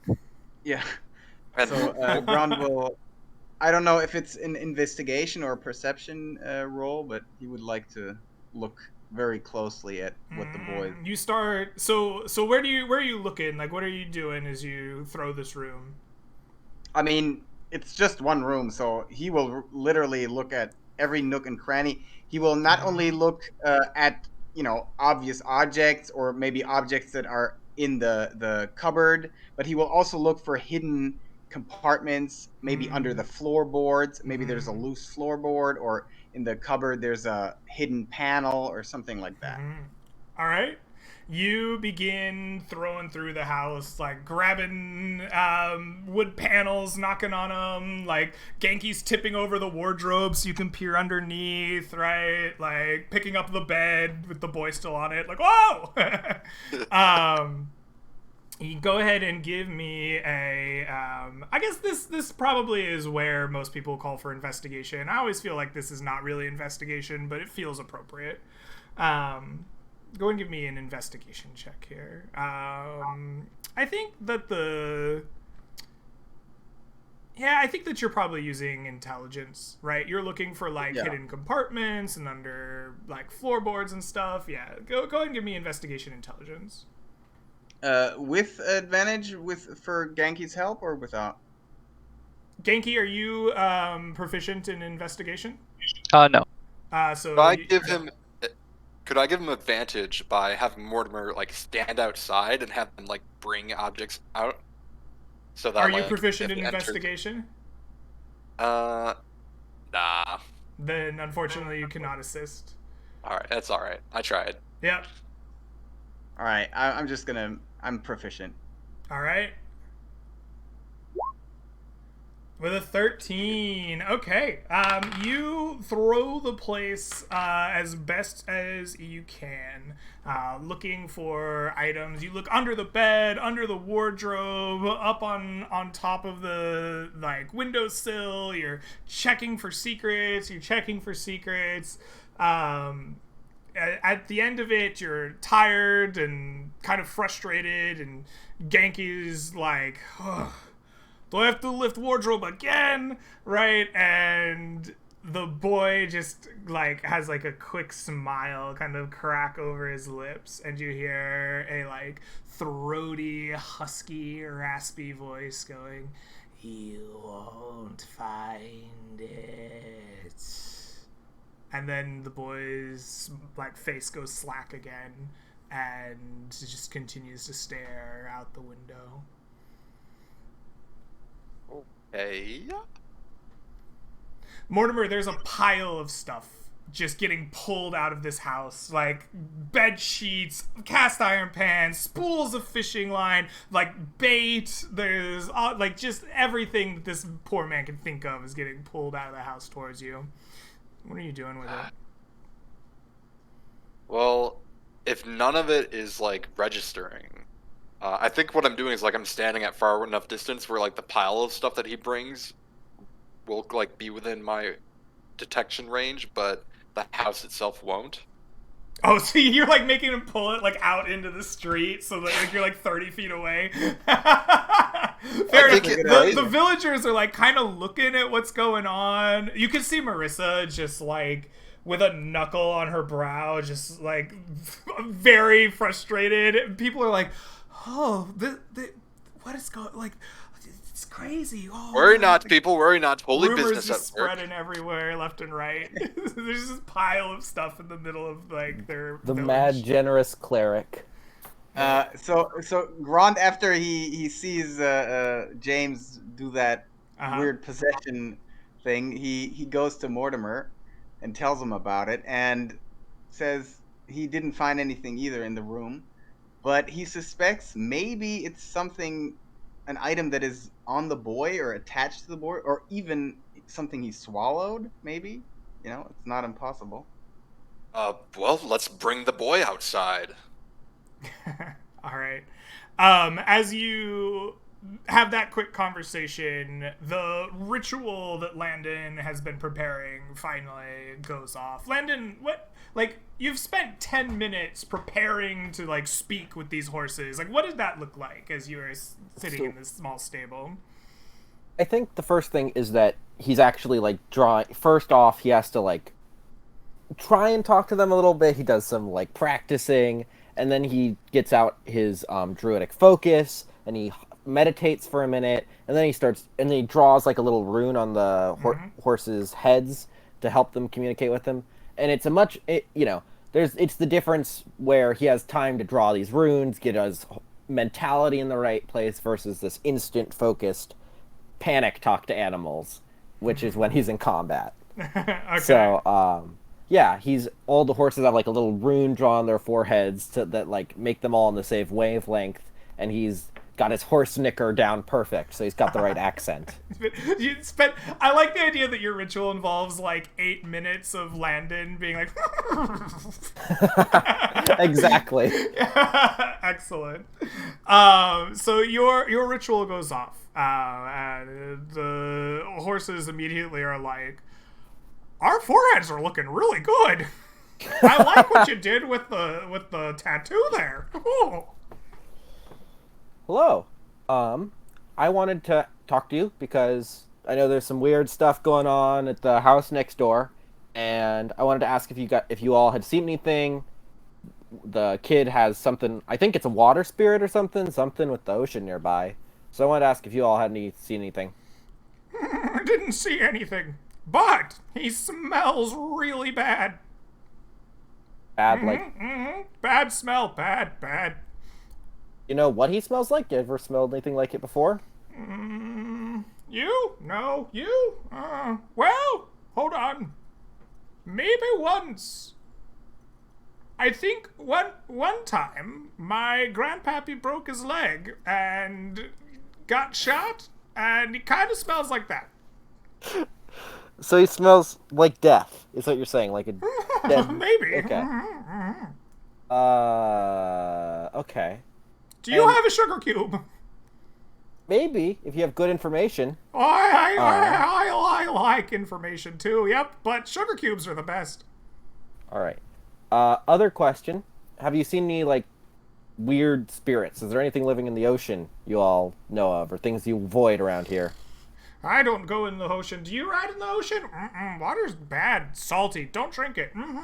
Don't drink it. Alrighty. Well, thank you. I just wanted to see if you all had seen anything that maybe people had missed. Do you know why they took my shoe off? Like, it kind of hurts. Like, that's not cool, man. I think they'll give it back. They thought it was evil. They're trying to find an evil, like, did I have an evil shoe? thing. Oh, lordy. Oh, No, they're gonna they take don't- me I don't back to think it that was the place. shoe. They're gonna put more nails in my foot. God, so weird. No, I don't think it was the horse shoe, but I think they were just double checking. Alrighty. Well, thank you all. I just had to double check. And Bring that's all sugar for cubes one. next time. Sure, next time. Yep. That was it. He just wanted to make sure the horses hadn't seen anything. Okay, excellent. So, you say to bring the boy outside, Mortimer and Grand.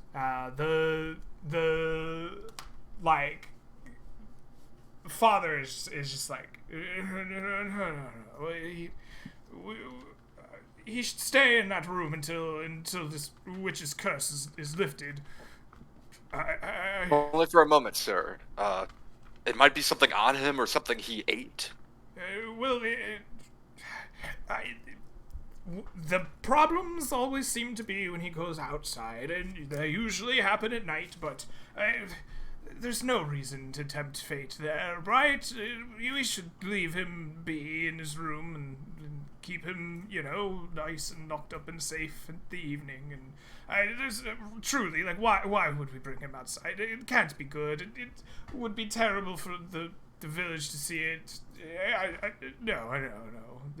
It should be another way, surely. Well, one way to break a curse is to remove a cursed object from someone. That can be the cause of a curse. If that's what is going on, then even if the creator of the curse is killed, that curse may persist in the object. If you need to search the boy, perhaps you could do it in the, privacy of his own home. I understand, sir. All right, we'll do it here. Not Genki. Grand, maybe. Release the boy. Genki, how does it feel to be like looked over here? He's like, Genki, no, Grant. What is that? I mean, Grant slowly will be kind of reserved. So he says, I'm not the. I mean, this curse seems to increase his strength exponentially. So I maybe I'm not the best person to do that. All right, Genki, you do it. I think if he leaves for sure, right? So this desecrate object must be on him, yes, because it has to stay with him for the curse to keep going.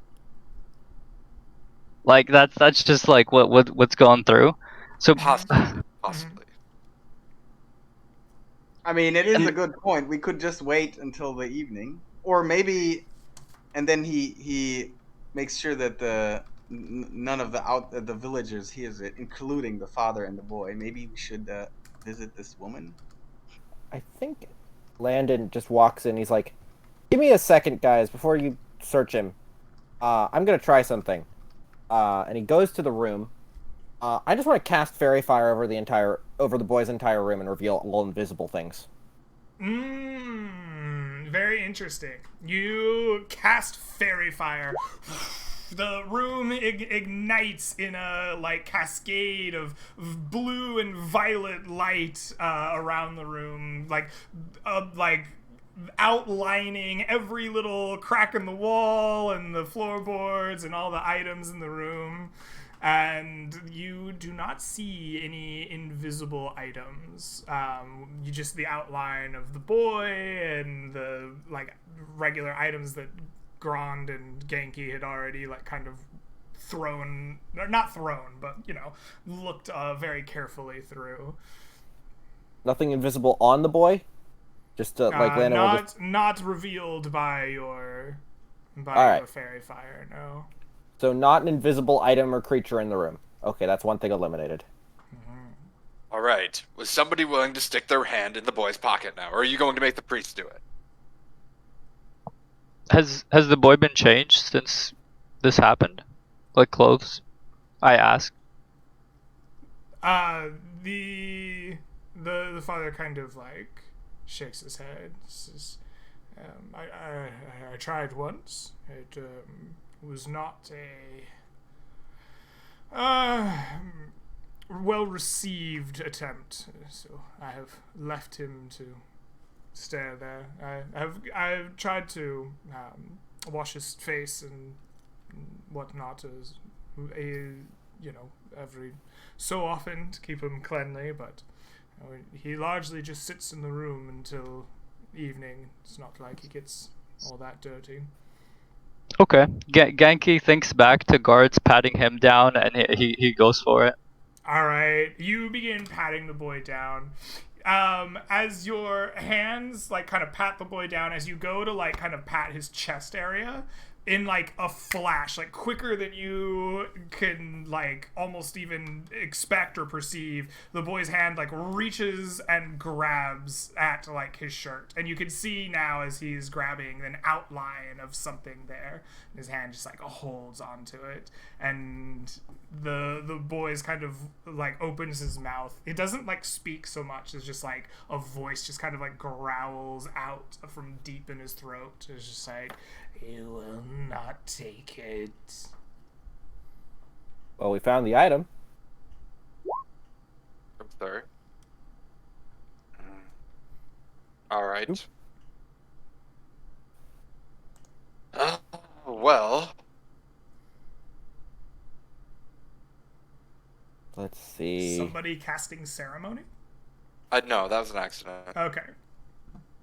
I was looking at it to see if it kind of like undesecrate an item with a ceremony. You'd need. That's much tougher to do. That's like a big deal. I think who wants to fight a child to steal his thing? I can heal the child if you injure him. If we have group meeting about doing this, we should maybe do it outside the room where the child can't hear us. All right, let's go outside and make a plan. Keiki says this, Alright. and then he's like, "So the child can't hear us," and then you just see like the father like,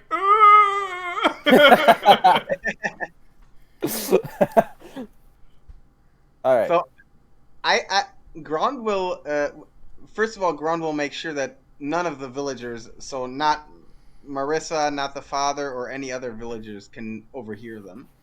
He will Sure, talk right? to them. You ask for some space to discuss. And you'll Yeah, give it, exactly. yeah. And yeah, he will suggest. I mean, we found the item, so it would be kind of straightforward what to do. But personally, I would like to gather a little more information. For one, I think we should definitely talk to this woman because, at least for me, it looks a lot like she's just getting blamed. Uh, I mean, there's also no other reason why she would send this her plea for help as well. So we should Yeah. definitely ask. Maybe she knows something. And then there's also always the possibility of the child of waiting till nightfall and catching the child outside.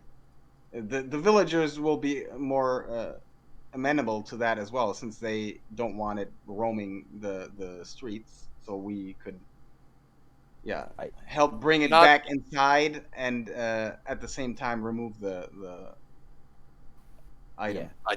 Don't think that's a great idea, Grond. If only because, as the boy's father said, the child broke 4 grown men's legs. I also I think- feel like that. Yes. I feel like there's risks to everything except gathering more information. So let's not commit to anything until we know everything that we can. Well, even Yes. I mean, if you want to, we don't know what we're dealing with. How late is it in the day, anyways? You rode like a long half day to get kind of to this Mossy Cove village. So you've spent a decent amount of time investigating and talking with the town, but so it's probably like moving into the afternoon, right? Like it's like, I don't know, a few hours until supper and sunset. Oh, Well, if the boy tries to leave in the evening, that would be bad. Unless we could stop him, we could. I think it'd be better to deal with taking away whatever the cursed item is and bringing it with us to the woman, rather than leaving the boy on his own here. But that's just my 2 cents. I do feel there is some risk that the cursed item could, when we remove it, could either let something out, which I'm pretty spent, but on spell-wise, so that would be risky, or it could have effects, or it could hurt the child. I would rather go talk to the woman first and gather more information before we commit to anything. Yeah, I agree. And not only could something come out, it could also switch the curse to someone else holding it. All right. Genki. If child is unconscious, we could take it away maybe, but I don't know if spirit can still move the child then. I'm not. I do not support battering a child into submission until. Oh, it's unconscious the last like possible. snakes. No, unconscious like Oh, the snakes unconscious that were like snakes. when Unconscious, I made was sleep, thinking, not, okay. not that That we makes made more unconscious. That makes more sense. Okay. Yeah, I mean, I agree with you, Genki. There's a good chance that the spirit that is possessing the child is immune to becoming unconscious. Hmm. So yeah, we should. We go talk to other lady. I think we just hurry and we make sure we go fast and. Let's have some people make sure the child doesn't try to escape to the waters tonight. Do we want to split the party to make sure that the child doesn't escape, or just ask some villagers? Yeah, I mean, the villagers will pay attention to that anyway, since it's just, yeah, a normal evening for them, in that sense. Hopefully it won't be too late. Alrighty. Can we? Well- Is it possible to, like, Has the child like stopped gripping the necklace, or is he No, still, like, you gripping still it? see like an iron grip on the like whatever is under his shirt. Yeah, I think we should ask Marissa for approximate directions to this witch, as she calls her abode, witch's abode. Okay. I agree. You go to Marissa to ask for directions. Marissa's like, finally, you are seeing reason. Her head will definitely solve this problem. You will find her some hour or so outside of the village to the north. She lives in the woods up there. Home is not hard to find. There will be fetishes amongst the trees. You will know you're in the right place when you see them. If you follow them, they will lead you right to her hut. Alrighty. Oh, by the way, Greg, were we able to see when the boy gripped this item? Maybe, to see at least an approximate shape of how it looks. Yeah, so it looks kind of it's got kind of like a long, like kind of metal, almost like rod like shape where he grips it. The shirt doesn't press around like the entirety of it, but there's definitely kind of like a long kind of like metal rod like looking shape to where he's like iron gripping it with his hand. On the bottom, and then there's something above it. Could be, yeah. Okay. Alrighty. Well, I think we should head there. We will let you know how it goes. No Alright. guarantees, witches are pretty scary. You begin making your way northward, following Marissa's pretty general guidance, but knowing what you're looking for in the kind of forest north of the cove. We've been playing for about 2 hours, though, so I think as you head out from Mossy Cove towards this witch's hut, now would be the perfect time to take our break. So I'm going to play some music, and we will see Twitch chat in about 5 or 10 minutes. Go get some water and bio and whatever else. So see you soon. Sounds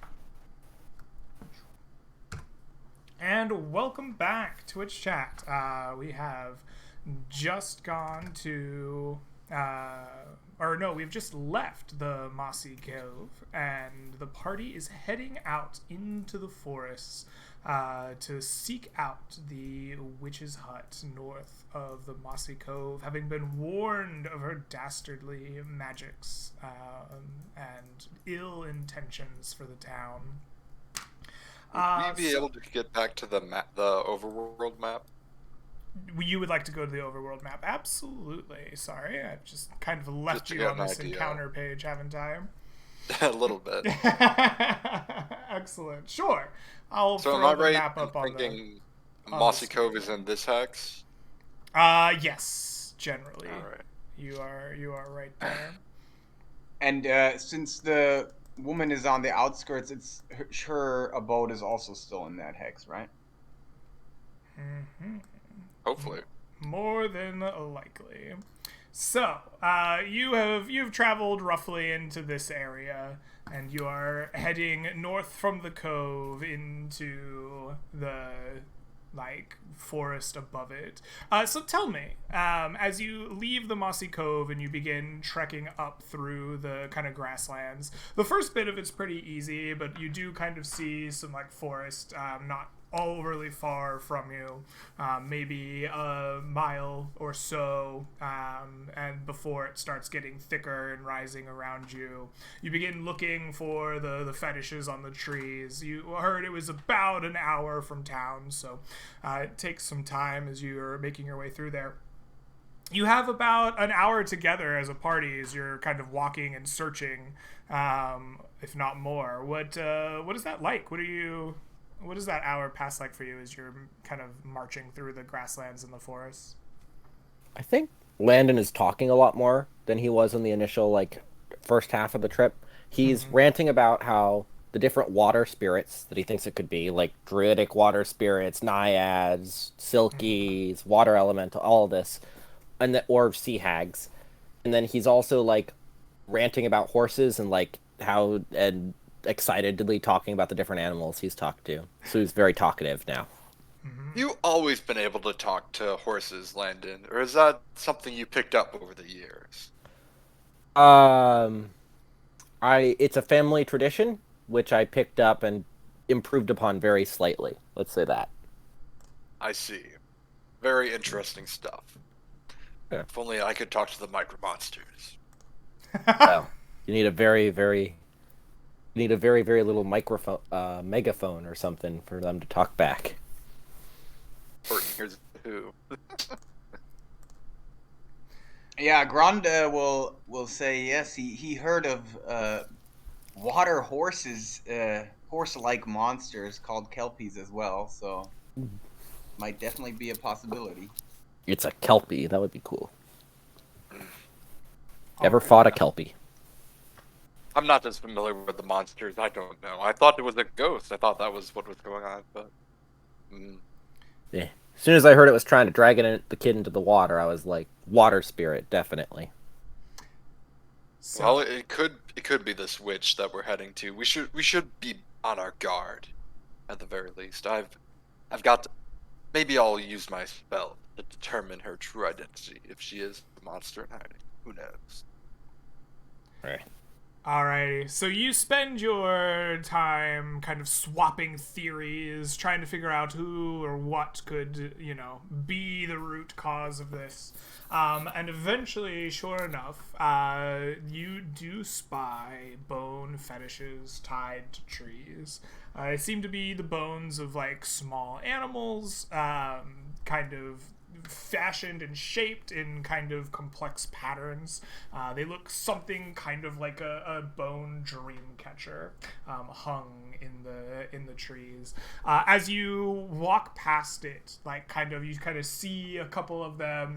You were told to kind of follow the path. You walk past the first one, and it begins. It was laying still because there's little to no breeze through the forest on this kind of late afternoon day. It begins to just kind of spin as you walk past it. You can see it just spinning. You walk by another, it does the same, and continues to do so as you make your way through the forest. Rod, are these dangerous? Yeah, Grand inspects them a bit closer, but without touching them, and he says, "I'm not sure. They might be." Landon will also look at them, looking for like druidic stuff or anything, or if he can pick up anything. But These fetishes are very clearly not druidic in nature. At a glance, you're like, no druid did this. cool, Yeah. spooky. Does Grand recognize them as wizardly or arcane in nature? Perhaps, yeah. The use of bone fetishes is a known kind of shamanistic, method of calling forth, arcane energies from nature. I don't think that's, uncommon or unfamiliar to a learned scholar. Yeah, he looks at his glove, arcane focus with the bones on it, and nods. Right, yeah. Well, maybe you two will have something to talk about. Yep. Genki waves to the fetishes as if it were their camera. Yeah. Hi. Nice. Excellent. Sure enough, these lead you on through the forest. Not necessarily a straight path. You kind of can wind a little bit through it. But eventually, sure enough, you will make your way to an area where you could smell a wood-burning fire. Not like a raging forest fire. It smells like camp to you. And sure enough, you get a little closer, You see a small kind of stream of black smoke above the forest, and then finally the forest kind of opens up into a clearing. Some small clearing, maybe 400 square feet or so, like not a huge area. But inside of it, there's a small hut that is crafted in wood in like a very different style to that of the Moss Cove, even though it has kind of the same it's a wooden hut. It's got kind of the same roofing on it. It immediately stands out to you. Like the architecture of it's just different. Something about it is either like wrong or uncomfortable to your eyes when you look upon it. And there's a lush garden around this like area. Like the cabin's in the middle, and like the rest of the clearing is largely just like a big lush garden. Amongst the garden are like scarecrows, like 4 kind of like big scarecrows hung up on their kind of wooden posts, and like hanging from them are like small bone fetishes, like the ones that you've seen through the forest to this point. Be careful, there might be invisible quickling about. As you approach the kind of clearing itself, the door of the house will open, and you will see a large tiefling woman step through it. She stands probably 7 feet tall, with even larger like horns kind of growing prominently from her head. Her tail is like wrapped around her waist, and she has no hair on her head. She's completely bald, and her skin is that of like the very violet, like purple hue that is uncommon amongst the tieflings that you have seen. What very few that make their way through Rhineview.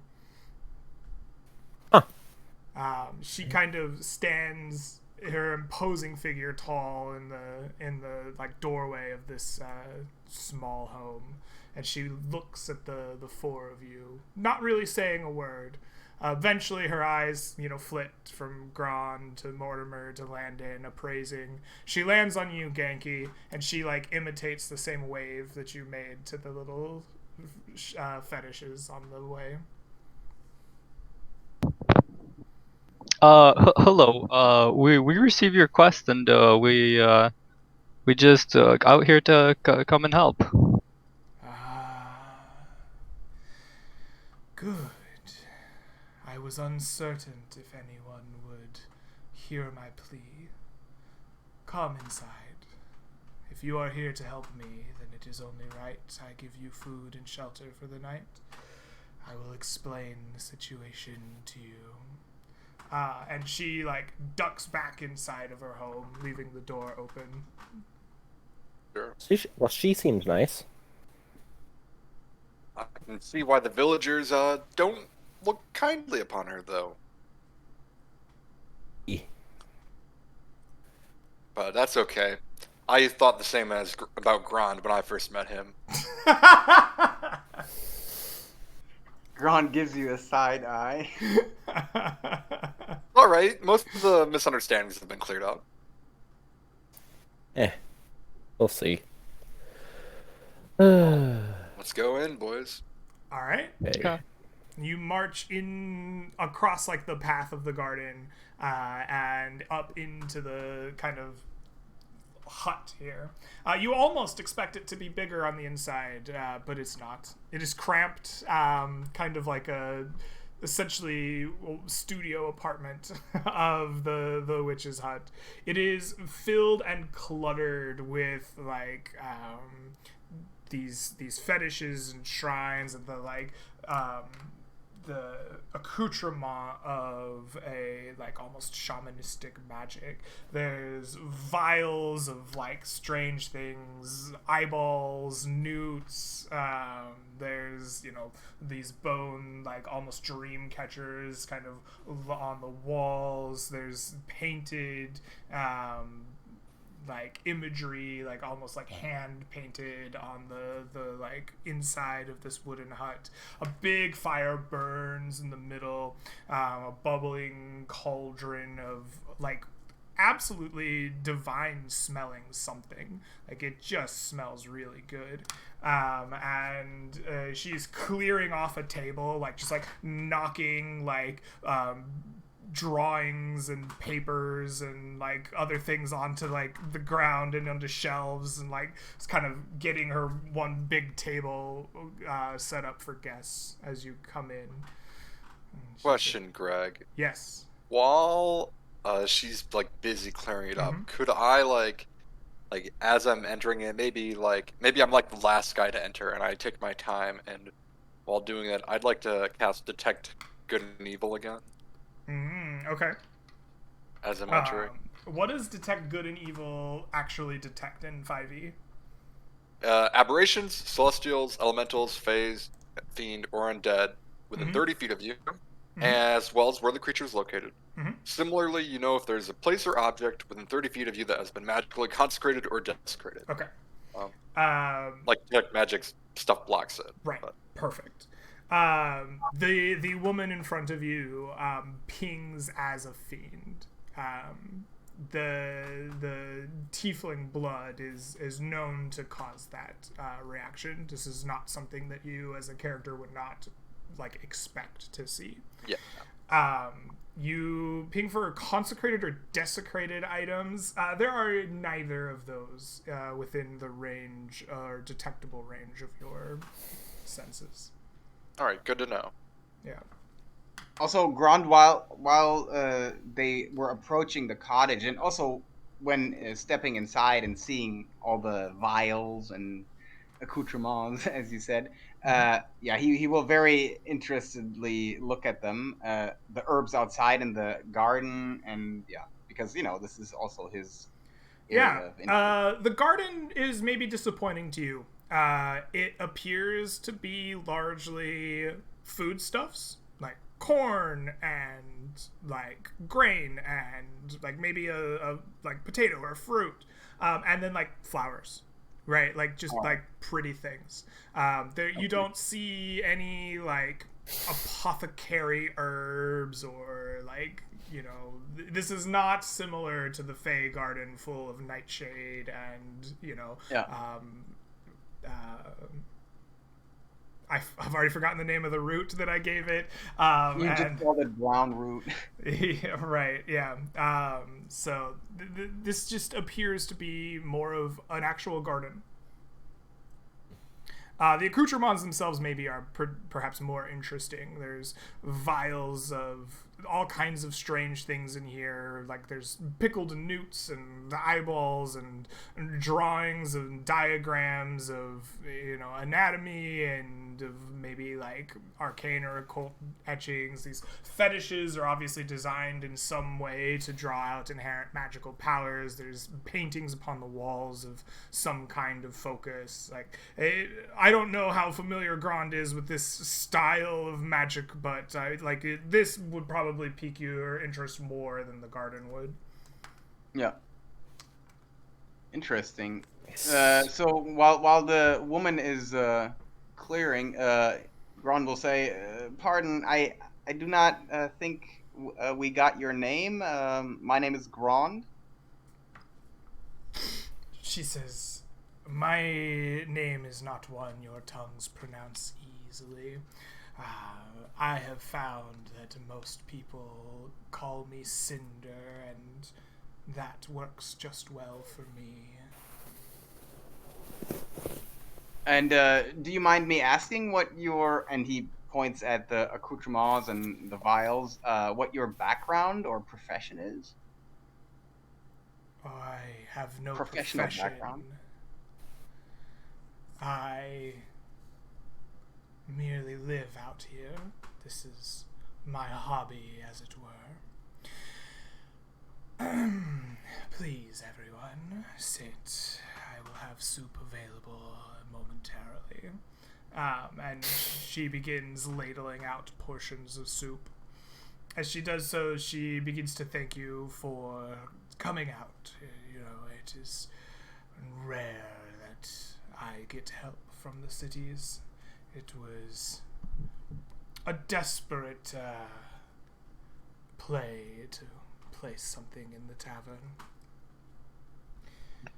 Why you care what these villagers think of you? You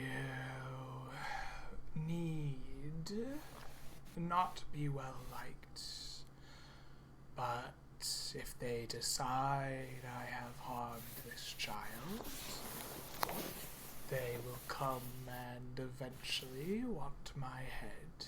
I have seen this before, and I do not wish that to happen to me.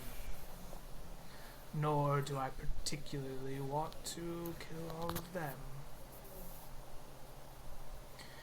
I may look like my ancestors, but a devil worshipper I am not.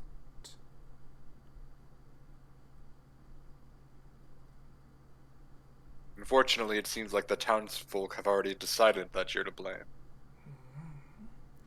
Which is why I sent you that missive. It seems as if you've already spoken with them. Yes, well, Yes, that's how we learned where you live. Indeed. I see. Well, Not only did we speak to them, we also visited the child and his father in their home. then you And, have seen we he found is out- possessed. Yes, we could definitely confirm it, that he is possessed. We even heard the voice of the spirit possessing it. Then you know that it is not my magics that could curse him so. He is possessed, overcome by some foul magics. I believe it comes from the cave of the cove. I know it from my grandmother. There is some dark thing there.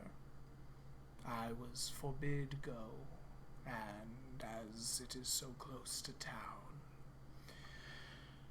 I have not tried as an adult. I would have the four of you cleanse this boy's curse, investigate this cave, as I am not certain, but fairly confident that this cave must be to blame, and clear my name, prove to these townsfolk that Cinder did not bewitch their poor child. Well, that explains why he's being pulled towards the coast. If Yes. it's trying to take him to the cave.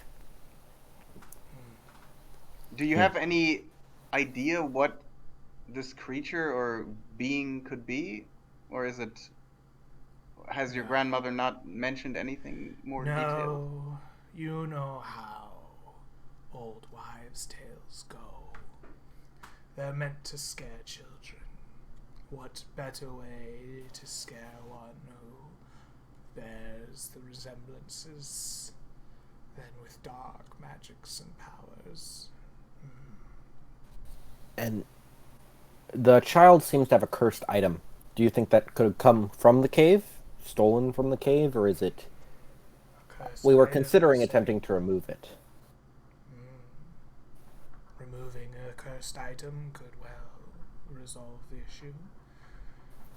I know not if it came from the cave.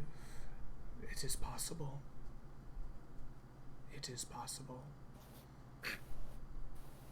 When was the last time you were in the village? I have never stepped foot in it. Really? Then how do they know about you? Do people visit you here? I am not far. It is easy to find me. I see. My family has been known to them.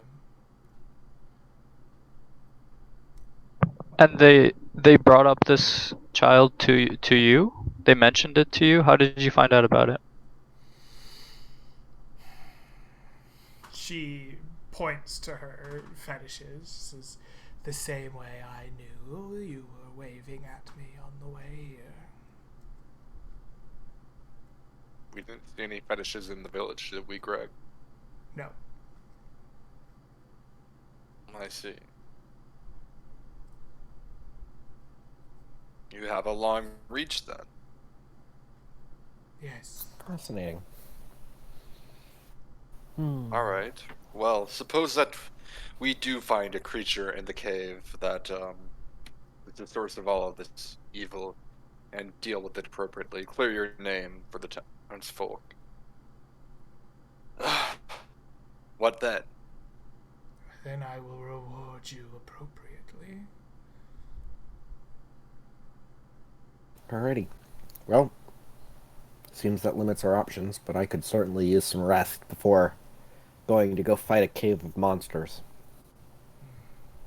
Certainly, certainly. It is late anyways. I wouldn't want to wander the forest in the dark. Have you seen what does the child bring anything out to the cove?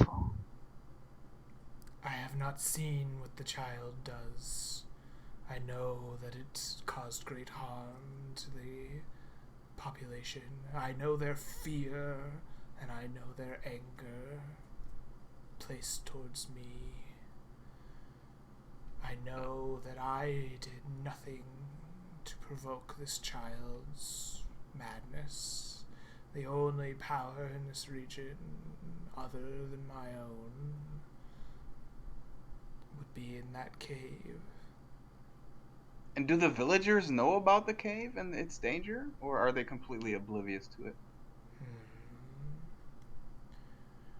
I do not know if they explicitly have been warned off of it, but it does not appear to my knowledge that they use it for anything. It is submerged during most of the tide. You must enter it at low tide or by boat. There are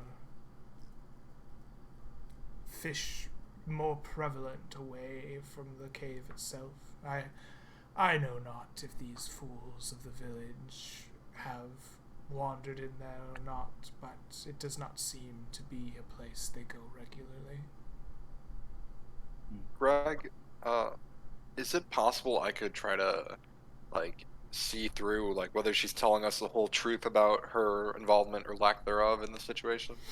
Yeah, I suppose you can. Yeah. What about, so I'll have you roll insight, but I want you to describe to me, what it is about her that you're looking for. How are you determining whether or not what she's telling you is the truth? I think it's, mainly, I don't know, probably, facial expressions. Mm-hmm. Over time you can sort of learn to read people a bit. Mm-hmm. I don't know. And Mortimer's gotten pretty good at reading people's faces, and he's got that skill set. He thinks he's decent. Yeah, okay. Landon is also going to assist for advantage, and it's going to be his, knowledge of, different... He himself is an exile. How do you assist him in this I think check? It's if we ever have it would be also, if there is time, it's taking a second while they're going to get a refill of soup to check in or something. Or okay, you give them that quick, she's totally lying. Yeah, exactly. But it's him knowing his life experience, basically, of, how people interact. He's an exile as well, so, how exiles... Right. So Landon in his perfect Scottish accent, leans over and whispers in your ear about all of his suspicions. Yes. And Mortimer, go ahead and give me an insight check. Alright. This will be insight. I think this is charisma, right? I think this is ultimately your interpersonal association with them. Yeah. Well, dang. In that case, it's a 15 instead of a 19. It's a 15. Excellent. Wow. Mortimer is actually terrible at interacting with people. He just thinks he's alright. I see. You are fairly certain that what she's telling you is on the level. You get the feeling that she's not being like, oh, let me tell you everything and give you every little detail possible, right? Like, she's withholding, you get the feeling of some amount of substance, but she doesn't seem to be lying to you. It seems like what she's telling you is largely on the level. Mortimer will just say, "You're sure you don't know anything about the creatures that inhabit any spellcasting creatures that might be in the area?" She says, my magics keep much of the dangers away from this small area. There are no spellcasters right now other than myself, you four. She looks at Granky. You three.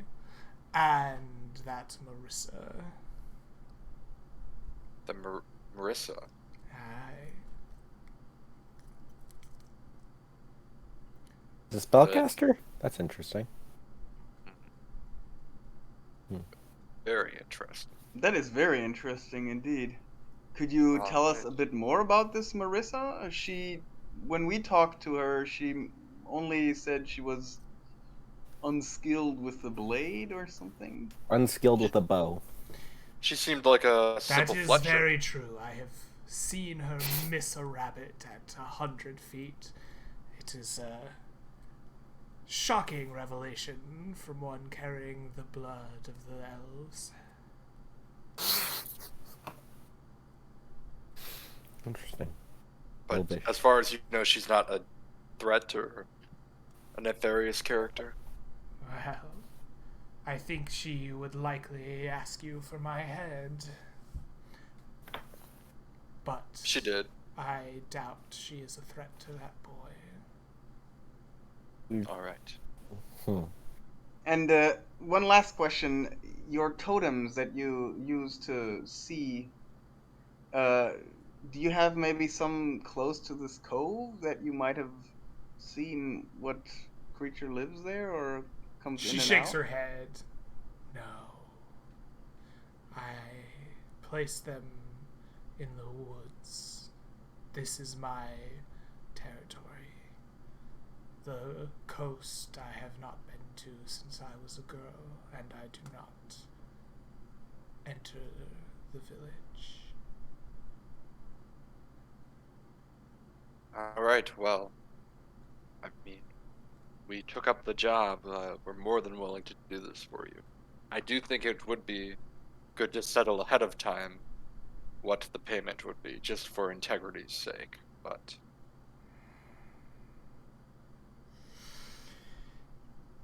If you clear my name and lift this curse, I will grant you the boons of my magics. And she kind of like pulls out a drawer with a like interesting, like almost doll like appearance that is fashioned in like sinew and like not bone but like the like tissues, cartilage, sinew, like the like not muscle but the weird stuff from like animals. She says this is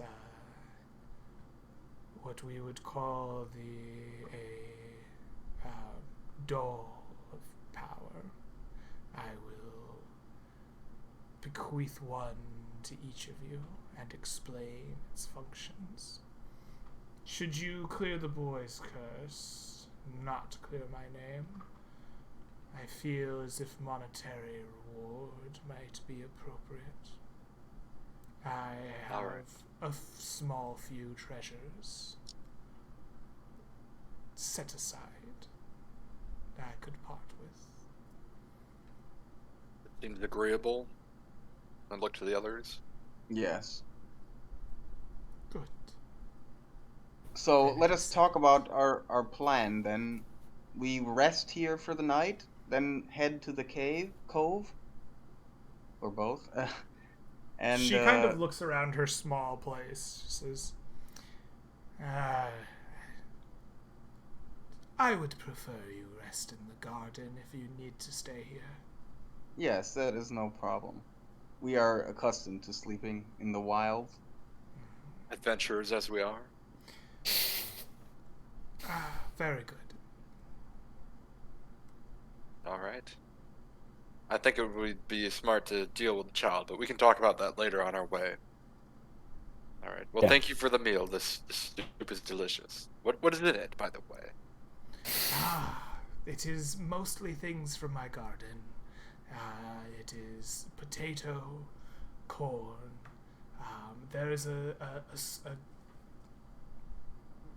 squash is the word. It came from a distant land. I have not tried it yet. Thought it came out quite well. Also, the bone marrow of a hawk and a moose. Interesting. Yes. I'm sure the druid loves that. Certainly, it tastes good. It does Yeah, taste good. Yeah. All right. Yeah, Grand didn't eat any of it. He prefers to rely on the rations he knows, and Landon ate a lot. He believes in using every part of the animal, but also free Yeah. food's the best food. Free food is the best food. That is a fact. All right. Excellent. If you wish, you can sleep in the gardens. You will find them to be peaceful and restful, and you get a full, nice, easy rest.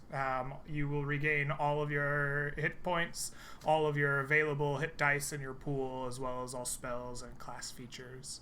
As you rest in the night, the more wary and alert of you may notice that the scarecrows kind of get up and walk around on their little legs, as if they're almost like patrolling around the edges of the garden. And in the morning they return to their little wooden posts and kind of hang themselves back up, ready to go. All right. Glad we didn't fight her. Make a mental note of those patrol patterns. Oh, okay, nice. Yeah. For the Metal Gear Solid infiltration section. later. Absolutely, yeah. Yeah. Awesome. Well, Gentlemen, do you think that Marissa has anything to do with it? Or do you think that she's simply overprotective of her village? is this all in it's a private? Or... possibility. Yeah, this is in private. We're separate from Okay. Yeah. we're outside think- camping. Yeah, I think Landon speaks up and goes, I honestly think this might be somebody attempting to frame her, to get rid of her. Might be Marissa or something. I don't think... It might not be the cave. It might be something else. All right. How do we prove it either way if it was her? I think we need to go to the cave and get to the bottom of it. Either that or we just need to go remove the item. One of those two. Yeah, exactly. If we don't find anything in the cave, then the item would definitely be a good clue. Should we attempt to remove the item before we deal with the cave, or? I would prefer dealing with the cave first, because I fear that removing the item might switch the curse to someone else. Or it might kill the kid. That's my great... Yeah. I'm afraid James might just die if we do that. That would be very bad. Well, I do have my priestly magics to help with that. It wouldn't just be a removal. There would be holy magic involved. But I understand your concern. It's a risk. And I would rather risk us than risk the kid. Very generous of you. Well, we can handle it better. That is true. All right. Yeah. So head to the cave then. Yeah, Okay. the morning come without any problem. Yeah, morning's come. You've had some nice chats. You're ready to head out through the forest the way you came. You can follow the fetishes in reverse. They spin as you go past them like they did before.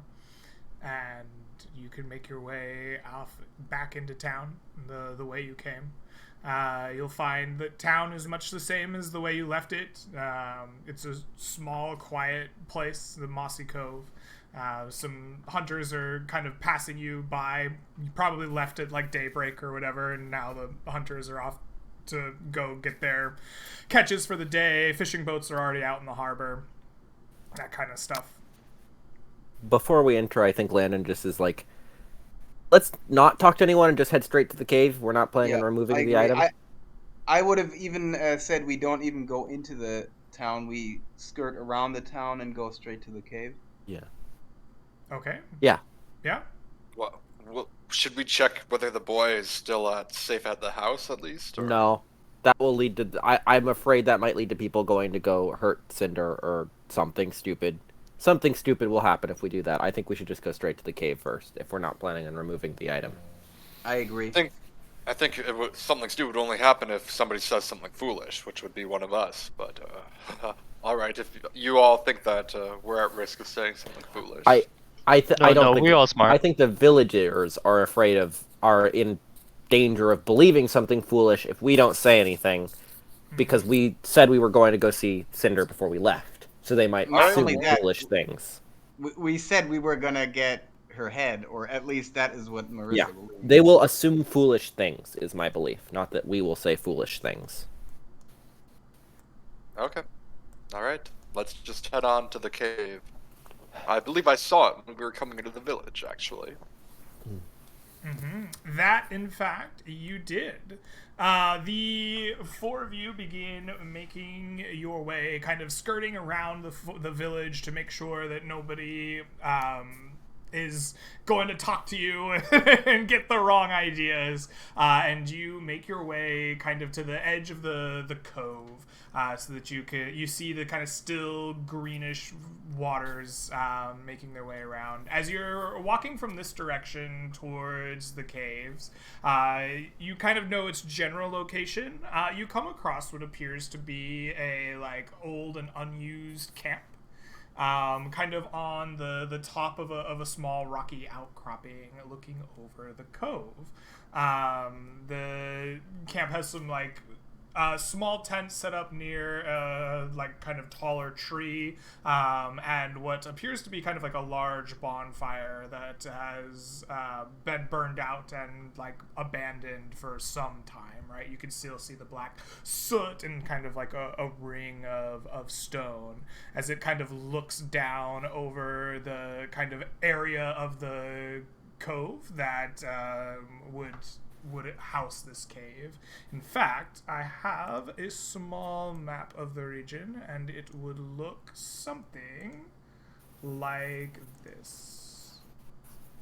Well, they're definitely not afraid of the cave if they're camping on top of it. Is there any indication who is using this campsite? If you want to jump in and take a look around, there are some like small footprints here.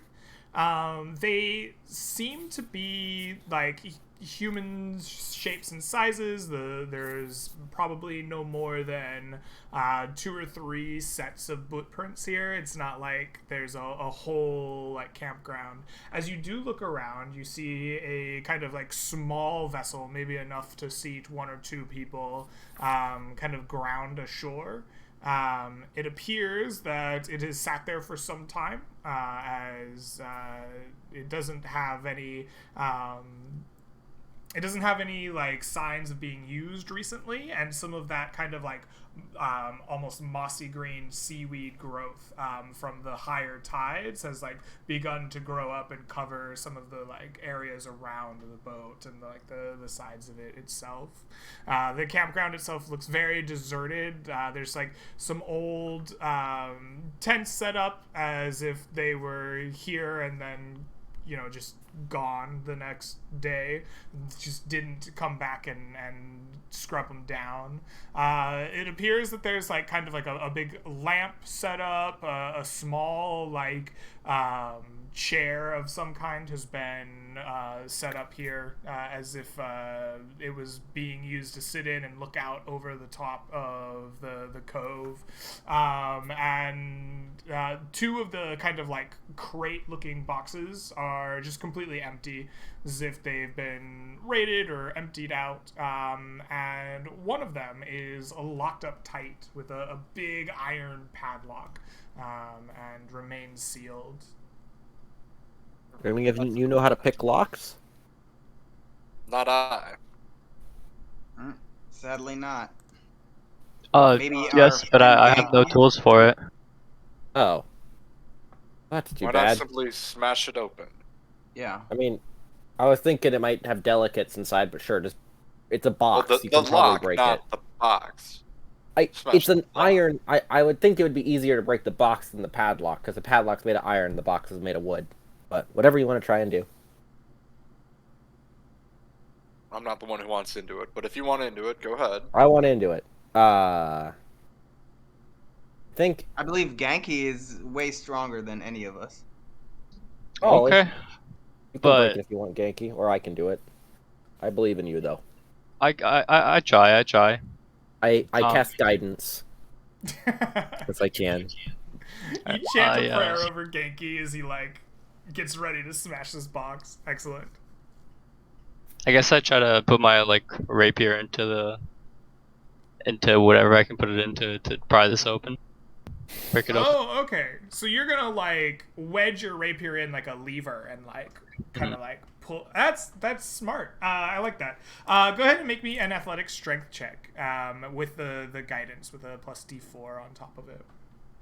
I will also give advantage because I have athletics and from And you're gonna aid input. him. Okay. How do you assist in this situation? He's levering it open with his rapier. How are you assisting him? I think it's I'll get a stick or something and hold the box and help with leverage and stuff. Yeah, it's just assisting with leverage. Okay. All right. Sure. You manage to assist in levering this box with extra leverage for him. Absolutely. Go ahead and roll at advantage, and you can go plus a D4 if you would like. Come on. I do not how do you manually do that? So you Slash- almost had it, I think. So you're gonna Slash R 1d4, I think. Yeah, /R is enough. There you go. I don't know why 22. /roll doesn't work. Actually, it feels like that is You the might have done a correct space command. before. Yeah, I don't know. The /R does work though. So a 22, you actually are able to pry this box open. The iron lock itself is rusted in some way, and your prodigious strength and your clever use of leverage just snaps the kind of place where the iron padlock was rusted. It cracks open with a loud snapping sound that echoes out over the cove. And then the box flings itself open, and inside you see paints and brushes and oils made used to make more paints. This seems to be an artist's supply kit almost, artistry tools. Did you say the footprints that you mentioned earlier were small? Kids? They're human sized. Human sized, okay. Yeah, so you want to look for kid sized. I was just wondering if it was James coming up here or if it was a adult human. Sure They enough, finger paints, Greg. when you start looking specifically for the sizes of the prints and thinking about it, of the 3 sets of boot prints around here, one of them is smaller than the others. Yeah, it could potentially be a kid. Okay. I have a question. You said there was a lamp. Is it a hooded lantern by any chance? It is not a hooded lantern. It is a hanging, bigger lantern. It would have been something that you use to kind of light a campsite in addition to the fire. The fire was probably used for warmth or for some amount of enjoyment, right? Maybe cooking, but the lantern itself would have given much more light, right? It has a big tripod set up, and it hangs down with a place for oil to be filled into it. I see Grand looking at that and say, "Don't worry, Grand. I've got the light covered. Light cantrip." Alright.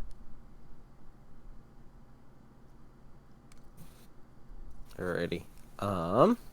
Well, we can. Is there anything else in this campsite, or we want to try and figure out how to get down to the cave? Let's look at the cave, I believe. Well, There seems What's- to be a walkway above the entrance. yep. Let's check out that, then the boat, I guess.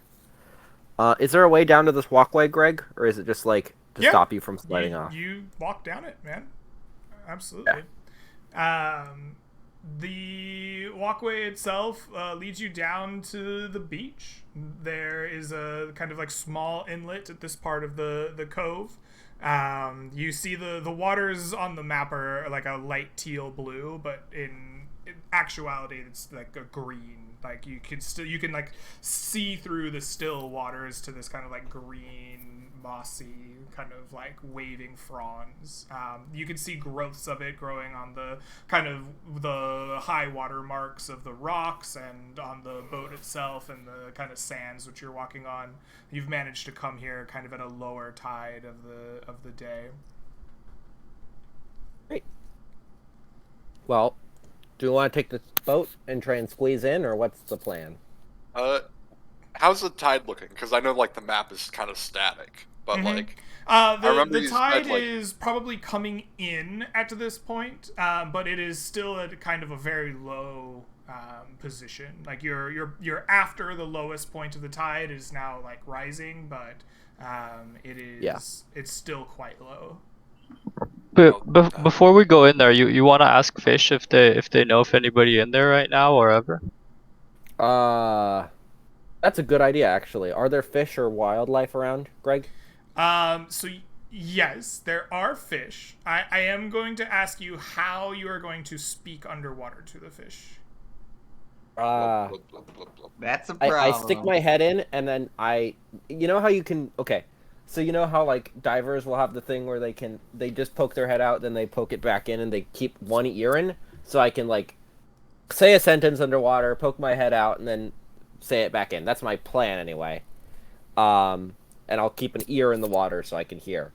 But I'm gonna do a ritual cast, So and you're then going I'll try and to talk. catch a fish and pull it out of the water so you can talk to it, and then dunk it back in and then listen through the water. No, I'll just hold it in my hands under the water was my thought. Or I'll just talk to them. I don't have to hold them. They can just... Any crabs on the beach while we're at it? Crabs are better, if possible. So you're gonna speak above water to the fish, and Yeah, then that was like more- that's dunk your easier. head in. Yeah, I don't that's know a bit if easier. I don't know if that'll work. Is there any other wildlife besides fish? Are there like crabs or birds or anything else? good Because that would be a question. lot easier. Yeah, that might be a lot easier. Highs or lows? Hides. Oh no, there's not. You look around the beach for crabs or birds. It seems that the birds are somewhere else on the cove today. They must be feeding somewhere else. You're unfortunately just kind of looking at fish at the moment. Well, I'm still gonna try it. If it doesn't work out, whatever. I'll take 10 minutes and go sit in the water and meditate and think about making fish noises. Can you give us an example of the fish noises that you're trying to like pitch perfect here? Glub glub. I don't know. I don't think Landon does either. I think he's never tried talking to fish before. Right. This is just him like winging it. Mm-hmm. Okay. All right. Sure. There you go. 10 minutes. We're like spinning it. Yep. He's I'm winging finning it. it. We'll see. I like I'm it. finning it. Okay. All right.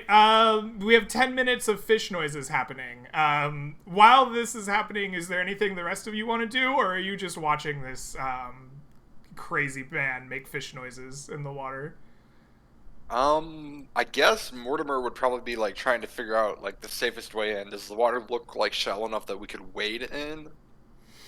Does the boat? It's very look like shallow at this back? point. That's a good question.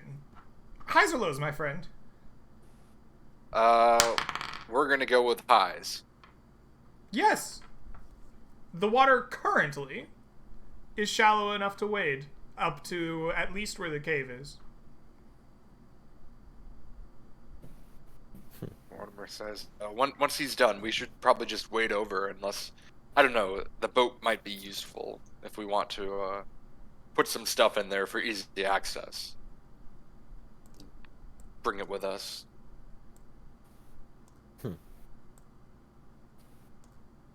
Right. Actually, Mortimer will go and grab one of his healer's kits and some rope and bring him over to the boat. Mm-hmm. And he'll. You I think guess he'll, anybody like, watches right now? Perhaps. Doesn't matter though. If they were, if they weren't, what difference would it make? What could Fair. we do about it?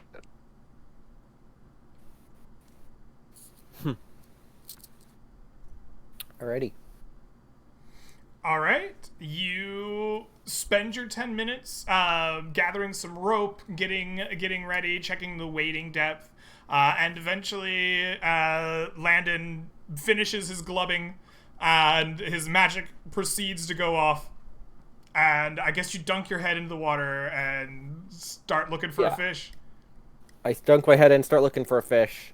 Take it. I have a few minutes, so I'll wander around and look for a good fish to talk to, and then I'll ask it like, "Hey, what's over in that cave?" Basically. All right. You know what? I'm just gonna give you an animal handling check. We're gonna call it DC 13. If you succeed, you find a way to talk to this fish above the water. I believe in Otherwise, Landon. Yeah. I believe in Landon's fish handling abilities. Absolutely. You handle them fish. I don't know how you do it. I guess what you described before is perfect, right? You shout at them above the water with your fish noises, and it gets their attention, and they're like, I can barely hear that. Yup, that's a fish talk. And then they they sit there and they listen. I'm like, all right. What do you ask the fish? I asked them what's in the cave and what scary threats are nearby. I don't know. Don't go to the cave. Scary threats. That would definitely be the scary people. I don't know. They look scaly and weird. They got like frowny faces and frilly fronds and webbed claws. They eat fish. Not great. Avoid. Okay, so there's lizard. Okay. Where are the scaly people? Deep water. They come Deep in water. cave when tide comes in, leave cove, tide goes out. Where do they go? Do they go in the cave, or where do they go? I don't know. I avoid them. Never really Okay. thought about following them. Seems like a bad idea. Okay, thank you. Yeah. Some good information. Hey man, Uh, us fish folk gotta stick together. I've never seen Appreciate you. somebody above the water before. That's kind of crazy. It's I'm a rare breed. A rare breed indeed. You know, I've got a All right. spawning pool over there. We might need some more I'm genes good. in the lottery. I'm good, but thank you. All right. And we'll just head out and be like, all right, I think there's lizard folk or something lizardy. You think it's lizards or maybe sea? How are they called? Sahuagin or something? It's a fish called them scaly, so it's gonna be different scales than fish. Yeah, They that didn't makes say sense. they didn't say like fish people. They said like scaly people. So in my head, that's like probably lizards. Yeah, Fish said okay. that they're in the cave? They said that they are in the deep water and they come in to the cove during shallow tide. So I think they hide in the cave. That's my thought. I've never it's gonna heard of be... lizard folk who live in the ocean. But alright, if you say so. It might not be lizard folk. It's weird, scaly things with frills, which I don't know what that means. And so they hide in the cave, you said. Okay. Maybe they hide in the cove, and they come into Alright. the cove, and they do. So I would assume they hide in the cave, unless there's something else. Well, we shall be careful. Yep. Just thought I'd share what the fish said. Alright, well, while you're doing that, I've observed that we could probably wade over to where the cave entrance is. I think it'd be smart if we bring the boat. I can tie it to a rock, just in case. I think Landon kind of looks at him and goes, I would prefer to use the boat, given height differences and you wading is me up to the neck, probably. Oh, I'm going to use the boat. I apologize. No, you're fine. You're fine. Height differences happen. I'm staying in the boat. Yeah, and Landon will hop in. I just want to say, while Landon and Mortimer are talking about who gets to be in the boat, Grond is ritually casting comprehend languages in case he wants to understand what scaly creatures are saying. Okay. All Do you have this prepared as a spell for the day, or is this a ritual casting? It's a ritual cast, yeah. Okay, so you sit around for 10 minutes, like reading from your spell book, preparing this feature. Were you doing this at the same time he was casting Comprehend Languages, or is this an additional 10 minutes here? No, he was probably doing it while he was preparing his ritual cast for talking to animals, because there is some creature in there, and it's not a given that it's gonna speak our language. Alrighty. Okay, so you've been casting this for a while. So about the time the fish conversation is done, you manage to finish up your ritual as well. Alrighty, there is a boat token to go along with your boat that's just drawn on the map. That's pretty neat. I will make that controllable by everybody so you can drag it around. So you set off to go wading and boating into the cave. Landon Mortimer's is not staying really in the afraid to get in the water. I think he's a decent height, so he's gonna once the shorter people get in, he's gonna help tug the boat into the water and guide it along. Sure. Sounds good. Absolutely. All right, then Grond gets in with Landon. Okay. All right. It's gonna be interesting. Grond and Landon ride in the boat while it gets tugged along by Mortimer. Really, only about 2 people can fit in the boat. It would be a squeeze with 3. But you make your way through the waters up to the coast. I'm just gonna grab all of you here. And Yep. Go for it. Move Does it have y'all oars? up. This token does, so why not? All right, so Grond is rowing it. Cool. Sure. So with you all, I don't know how to fit you guys in this boat. Here we go. With you all sitting in this boat here, you can eventually see the dark opening of this cave. It is fairly shallow water at this point, and you can see as you kind of look around the rocks that there is no light source inside. So once the sun kind of stops about a few feet in, it is almost pitch black going into the cave itself. But it gives you the impression of being fairly shallow, despite the fact that you can't see the back. It just doesn't feel like a big expansive opening, at least from the side that you are in. As you get to that point, though, you begin to see ripples in the deeper water to the southwest. It almost appears as if something is swimming into your direction. Swimming towards us, I think Mortimer wants to try to get he's gonna try to clamber up on the rocks. Okay. Yeah, you clamber up on he the doesn't rocks want to and get walk. caught in his heavy armor in deeper water than he's comfortable with. Okay. Okay. Landon's just gonna try and get a good look at it, or whatever's coming, Okay. to see what it is. All right, so the 4 of you kind of wait. You're looking to get a good look at whatever is coming. You stand on your boat. You climb up on the rocks. Eventually, not a long time, in just a few moments, swimming up into the shallow water, you see 2 creatures.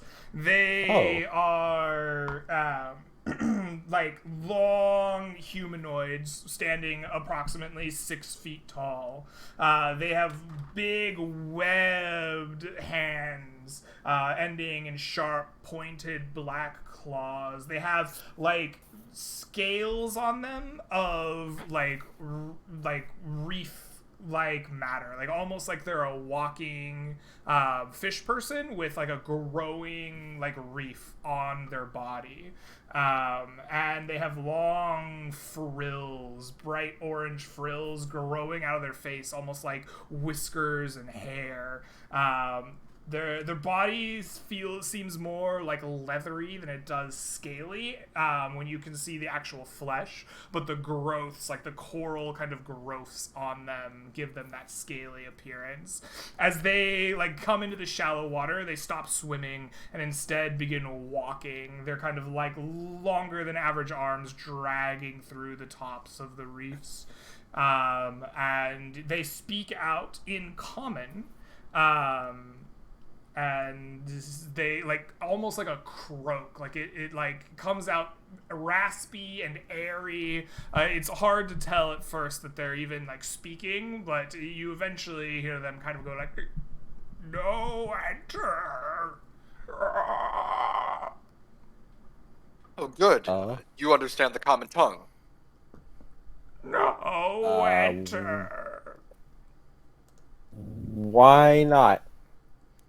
They are like repeating their croaking to you, and as you kind of question them further, they advance another like 15 feet or so, like I getting think Landon up to starts the swapping top between of languages. Yeah, I think Landon tries a few different languages. He tries Undercommon and Dwarvish to see if they speak anything a little bit better. You speak Undercommon and Dwarvish, but they just croak out their same response to you as they are walking forward. Grond will look at them. Do they seem like barely sentient, or even like undead, or something? I don't believe that they give you the impression of being undead. They're walking, talking sea people. I don't know if that makes you think that they're unsentient. Maybe. I don't know what Grond's beliefs are there, but there's little about them to make you think that they are undead. Flesh isn't falling off. No. If anything, they have extra flesh growing on them with the like kind of coral parts to them. Are you more fluent in Elvish? No enter. Well, Grond will row the boat back a bit. Okay. Yeah. As you row the boat back, you and Landon are kind of dragged with it here, and the creatures kind of advance forward a little bit further and then just stop kind of at the far edge of this cave, looking out at you. Huh. That's interesting. We seek a spellcaster creatures. Do you know of any? No enter. Let's see. After a few moments, they like dip under the water briefly and then stand back up. Does anybody have any way of communication? Try things? I don't think they want to talk. I don't think they can. I have doubts about their sentience. I feel... I think it's likely they can. I think it's also likely that this is the only common phrase they know. This is simply their job, to guard the place. But I feel like James got the item from the cave somehow and snuck past them. So I feel like we need to go in, but I don't want to kill them just for doing their job. Ugh. Do you have... Let me look. If only we could do charades or something with these creatures. I will try Druidic just to try it. I don't think it... All exploring all options. You speak some druidic language at them. Their response doesn't change. They Okay. continue They continue like standing. They're not like staring, but they're just like, standing firm where they are. Occasionally they croak their one common phrase. As you're standing there, one of them like casually like sideswipes the water and pulls out a fish, starts eating it. All right, that explains why the fish were scared. Well, yes, I believe these might be the lizard folk you were talking about. Yeah, for sure. yeah. No, now I realize that. Oh yes, I don't really want to kill these creatures, but if they're part of the problem, that leaves us with little choice. They might be trying to warn us away from the place, even if there's an evil creature there, which would make me even less inclined to try to attack them to get through. It might also just be that there's evil stuff or like cursed items inside. I'm thinking that's what's most likely. Gran, do you have like an illusory capabilities? Could we like conjure an image of that necklace? Well, we didn't get to see it. Darn. Yeah, that's the problem. I Might just only wanna got go to back see and that take it the had items some off. metal or a cylindric shaft. At this Well- point, I would feel bad. I think we should honestly just go and try and take the item off. That might be what's best. Yes, but we want proof that she wasn't responsible. Well, I think if we bring the item back, we can then get some proof. Maybe. That might be right. Yes, you're right. If we could show them the item, then perhaps you are correct. They would Worth a realize try. we were bringing something back, and they would, yeah. I mean, it's worth a try. Again, or It's we better could than try just to killing force our them. way I would feel bad about that. I'm willing to try that. What about the rest of you? Yeah, why not? The tide Alright. will be higher when we return, though. Do keep that in mind. Yeah, we will definitely have. It's already coming in. We will definitely have to wait till low tide again. I'm fine with waiting. We have enough food for 1 or 2 more days, and we can figure things out. All right, that sounds fine. All right, back to the town. All right, yeah. Okay. You make your way back away from these creatures, rowing cautiously, stepping away from them. They make no effort to follow you or attack you, but they do stand there, occasionally dipping down into the water, and watching you until you leave this area of the coast. Hey.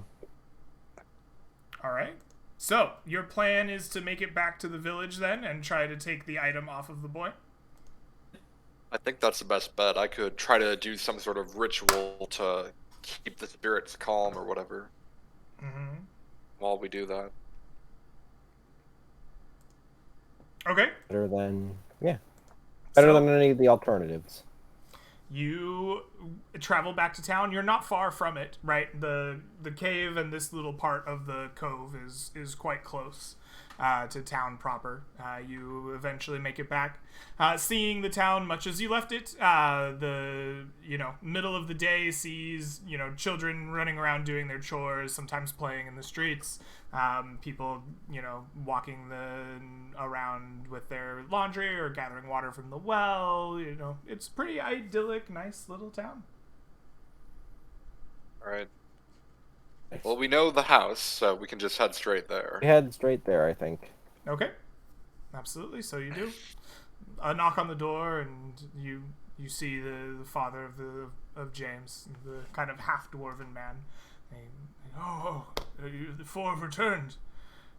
We've got some information that might be relevant to the curse. Good. Please come in. Of course. Yeah, we'll enter his house again. Mhm. Is your son James still safe? Oh yes, just as you left him. Did he attempt to leave during the night? We restrained him as we have been, and whatever attempts were foiled, to say the least. If you could restrain him again as you would normally, Mm-hmm. Now. Oh, of course, I suppose. He has a big, like, almost essentially a straight jacket, like a big leather jacket that he can bind the kid up in. And so he shows you, he walks upstairs. The kid's not comatose, right, but just stares blankly out at the coast. He takes his arms and puts them in the big thing and puts this big jacket on him and then buckles all of it down really tight. And then, like, there's essentially a chain that he can put around his legs. Secures him. Says, we found this to be the best method of controlling his outbursts in the evening. It is a terrible thing to need do to your child, but it is better than the alternatives.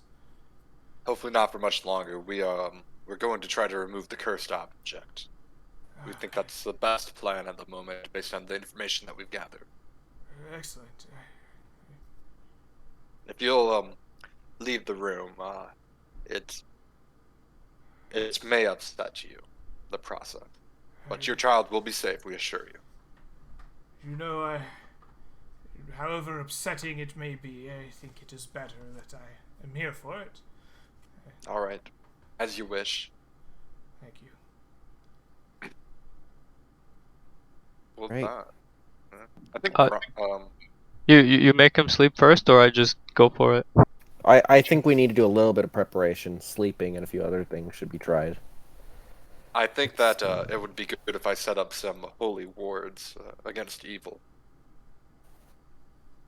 And Gron will get out some candles, some incense, and a stick of chalk. Or not Gron, Mortimer.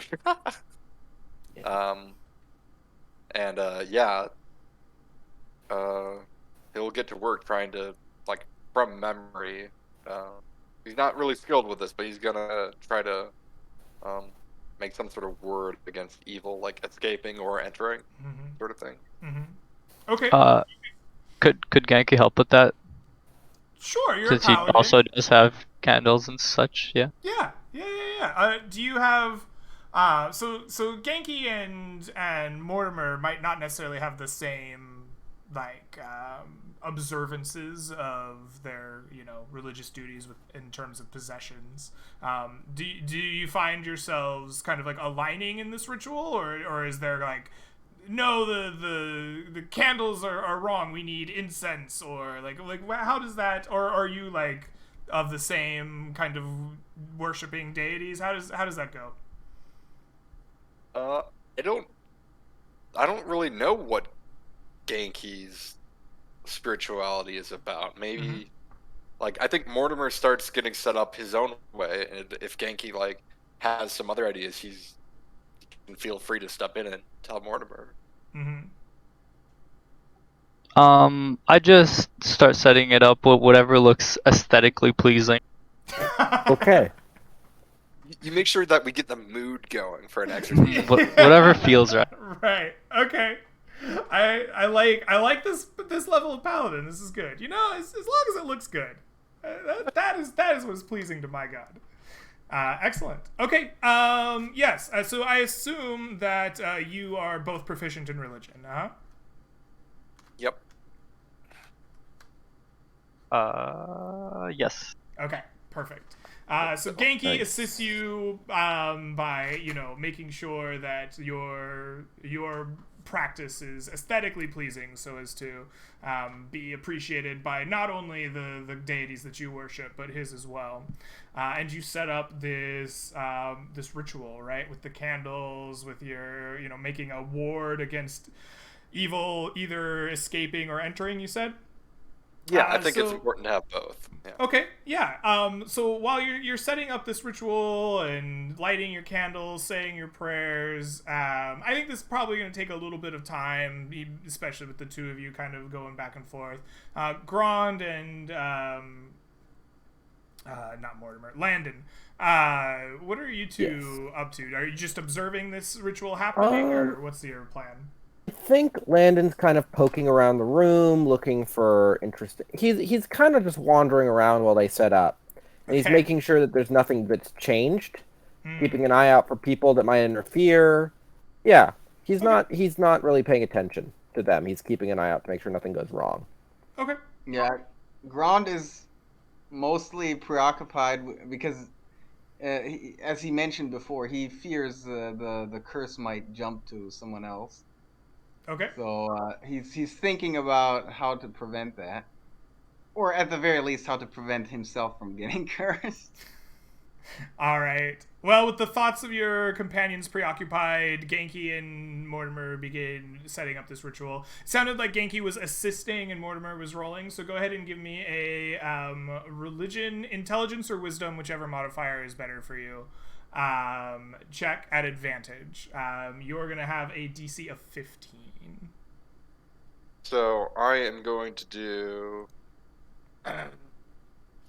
here. I'll roll a religion, but it'll be +2 whatever I roll. Okay. Just because I'll be using wisdom. Well, All right, crit. a 25. You set up this ritual. You begin incanting your prayers and magics, and as you kind of finish this ritual, and like the smoke from the candles kind of begin to mingle up above the top of the boy James. You see the kind of eyes of the boy kind of roll back in his head, and he was sitting there kind of just in his straight jacket with the kind of chains around his legs, and he just falls back on the bed as if passing out at the conclusion of your ritual. Remove the magical item. Use a cloth or something. Don't touch it directly. I'll motion to Grand. What? Why me? Just do it, man. Landon, Just do it. if Grand hesitates, Landon will just grab a cloth and do it. All right, Landon, you grab a cloth. You begin unbuckling the straitjacket. You pull this off of the boy. You pull up his shirt, and it reveals on a small leather cord a bright red key. There's a small emblem at the top of the key. It has 3 skulls in it, and it's got a fairly simple 3-pronged tip at the end. You use a cloth and grab this key and pull that off the head of the boy. At the moment that you pull the key off the boy, he begins to have rapid shallow breathing. He's convulsing slightly on the bed. It seems like his health has gone quite sour as you have pulled the key off of him. I'm gonna try to stabilize him with medicine, I guess. Mm-hmm. I will assist with medicine. Do I have proficiency? I have herbalism kit. I want to assist with herbalism kit. Well, Grand has medicine proficiency as well, so he All can right, help. you pull out your herbs and start throwing them at Mortimer and Grand. Grand are is oh, we've got to stabilize his head, and Mortimer starts trying to work with him. Absolutely. Give me a medicine intelligence check. I will give guidance as well because I'm praying over the kid to live. Damn it. Okay. Right. So this will be 2d20 plus 3 plus d4. Okay, so that's a that's 16, a 18. Yeah, 18. All right. Nice. So you stabilize the kid. The convulsions stop, but he doesn't wake back up. He's still unconscious, and his breathing is shallow and not ideal. But it seems that whatever immediate danger to his life is past. All right. Well, this may be a more complex curse than we thought. It might require the death of the caster after all. I hope we haven't done irreparable damage. I don't think so, but I'm not certain. I think we need to hurry. I think he's going to continue to slowly get worse now. Yes. You said, Greg, it was on the key an image of like 3 skulls, right? Yes. Did that look at all like that scroll that you and Tom showed me? No. No. Okay. That one has a single like skull-like face, like peering over something, maybe a hill or a mountain or something, Okay. and a skeletal hand like gripping what it's looking over. Okay. These are just like 3 individual kind of like skulls, little in the way of ornamentation. Gotcha. Okay. I think was just checking. Landon is just like, we need to go into the cave. Whatever they're guarding, I'm betting this key is related. Yes, let's I agree. let's go. We show them the key, we try and convince them. If we can't, we just go past. I agree. Yes, let's hurry. And I'll turn to Father and say, keep him steady. If he starts to deteriorate, we're at the cave at the cove. Make sure you come with others that are armed if you decide to come here. There may be a battle. I will look after my boy. I will let Marissa know what you're up to when she comes and calls. Please fix him. We will. Thank you. Whatever it takes. All right. Yeah, we're gonna rush off, I guess. All right. Yep. He rushes to the bedside and like begins mopping the brow of his boy, and you race off down to the coast once more, key in hand, high knees the whole time. You eventually arrive back down at the coast. It appears much like you left it. However, the creatures that were there once before are nowhere to be seen. The water is higher than it was before, but still is wadeable for all but Landon. Landon could likely wade it, but there would definitely be times in which the waters were cresting at his neck and head area. It might be a more dangerous go for him than for the rest of you. Landon hops in the boat and just starts paddling. He's going in the boat. He's not drowning here. You may want to take your armor off, Landon. I wear just in leather. case you get Does flooded. leather armor impede swimming? I do not remember how armor works in this I don't game. think so. I'm going to suggest that it does not, and I will have to double check that rule if it becomes relevant. Okay. I guess it's relevant now. Let me double check that rule. I don't believe that it hinders you. I just wanted to make sure, because if it does, I'll take my armor off. If it doesn't, whatever. I'm yeah. Right. Drowning doesn't just pull up in the SRD. Let me get the dungeon master. It's like guide out swimming. real quick. There's swimming. I don't know. It's something weird. Oh yeah, it might be under swimming. Let me put Or swimming movement. in the SRD here. Movement, climbing, swimming, and whatever. Yes. Creatures, it might also be wise to draw it out. Some of us could be on land, even on the walkway above. If you don't feel comfortable going into the water, I don't know. I'm fine going in the water. We gotta. All right. I can swim. I just would rather use the boat. Let's see. Well, I will be sticking close to the shoreline at all times, just because I am weighted down in my armor as it is.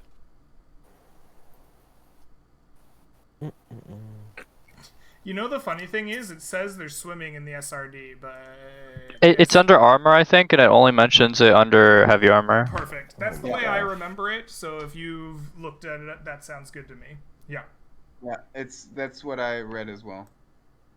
perfect. All right. That's how I remember Sounds it. good. So Well, you jump in the boat and start paddling, Landon. Yep. All right. The rest of you begin making your way as well. I assume with similar marching order to what you had before. I'm gonna get a shield of faith going on myself, I think. Okay. You absolutely have time to do that. The group of you make your way down to the kind of same location you were at before. And you can see once again in the deeper water the ripples of those creatures swimming towards you. Landon will just pull out the key because he's got it and just like show it to them, and then keep paddling towards the All right. You paddle towards the cave a bit closer. Everybody gets a bit closer, and so do the ones swimming towards you. They pull themselves up out of the deeper water into the shallow water.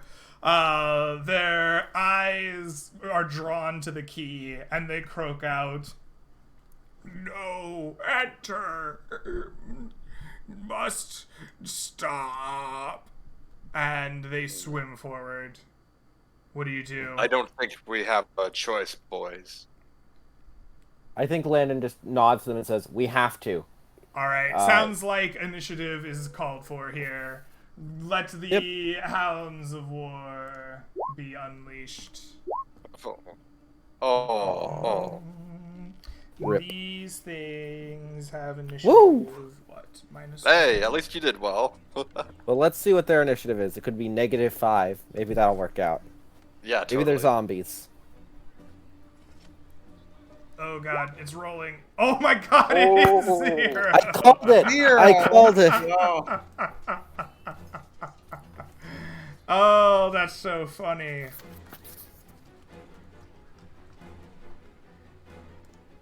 All right, so it looks like almost none of you are in this turn order. So we need Grond. We need Landon. And we need Genki. Okay, so these guys are going at actual 0. Grond is going at 7. Landon is going at 21. And I imagine all of this is difficult terrain, right?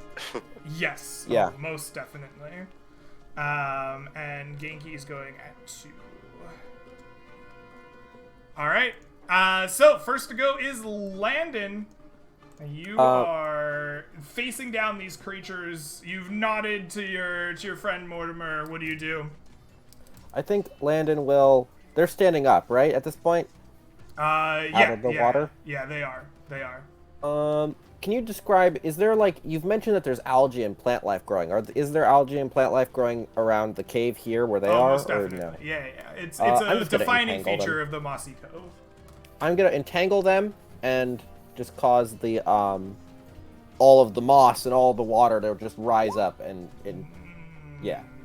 Okay, excellent. They will make a And then I'm just gonna start strength paddling. check. The kelp attack.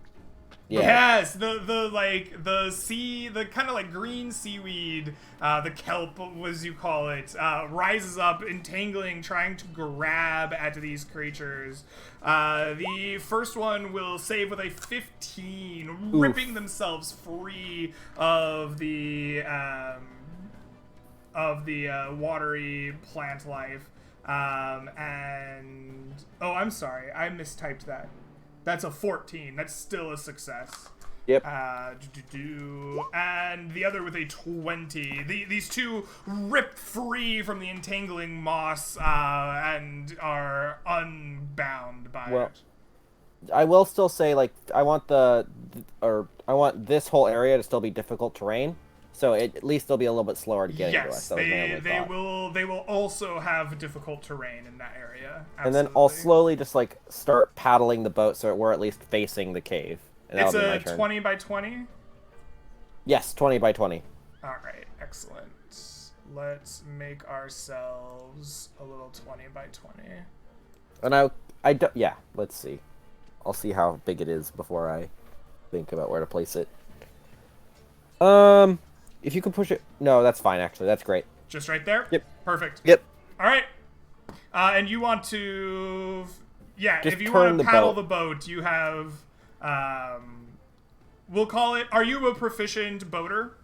No. Okay, we'll call it just, like, difficult terrain then. Like, you can move, like, the same as if you were walking, but just as the boat. Cool. I will just turn the boat and move, like, 10 feet. Yeah, I only have 10 feet of movement, so I'll move the boat 10 feet this way, generally. Okay. So just kind of... Yeah. You can, like, Like- turn it and move it. Yeah, I'm just trying to figure out how to turn the token. That's fine. Right there is great. Okay. Cool. Beautiful. Boom. All There right, you go. that is Landon. Grand, you've been boated closer to this like grasping mess of seaweed and vines, grabbing at these fish people as they rip free from it. What do you do? Can I take over the oars and row some more? No, there's only going to be one person who can boat. Landon was doing that. Damn. I would have had 15. Anyway, I know. yeah, well, Grand is not certain that he will be able to sleep these creatures. Mm-hmm. So instead, he will just.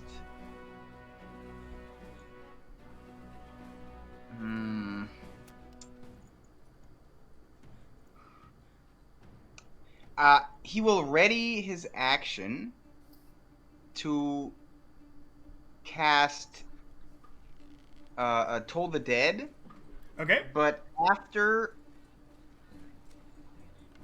after both Genki and Mortimer did whatever they're gonna do, and then his owl will fly down and swoop at the top one. Your owl will use the distract action. Absolutely, this guy is distracted. So you need a specific trigger for your action. So what I'm going to say is, since Genki is after Mortimer in the turn order, you're just going to use your Toll the Dead after Genki declares an action. Okay, yeah, that's what I meant. Okay, perfect. Sounds good. Your owl swoops in, claws and pecks at the creature, trying to distract it before swooping back out of their range. Mortimer, it is your turn. What will you do? Alright, so Mortimer is going to channel some of the light of his deity to come down and touch upon this creature's flesh, burning it, hopefully, with a sacred flame. Excellent. You will... I'll go for let's go with the lower. The one at the bottom that is not distracted? Perfect. Okay. They will make a d20 minus 1 roll.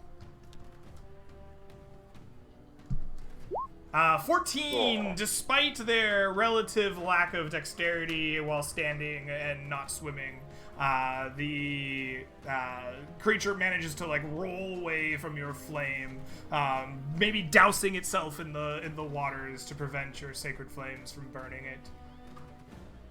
Right. That is his turn. All right, Genki, it is now your turn. What will you do? I walk up to there Okay. and take the dodge action. All right. You begin dodging Verissa for... You know what? We're just gonna walk right past that word because I stumbled over it so badly. You begin dodging. Excellent.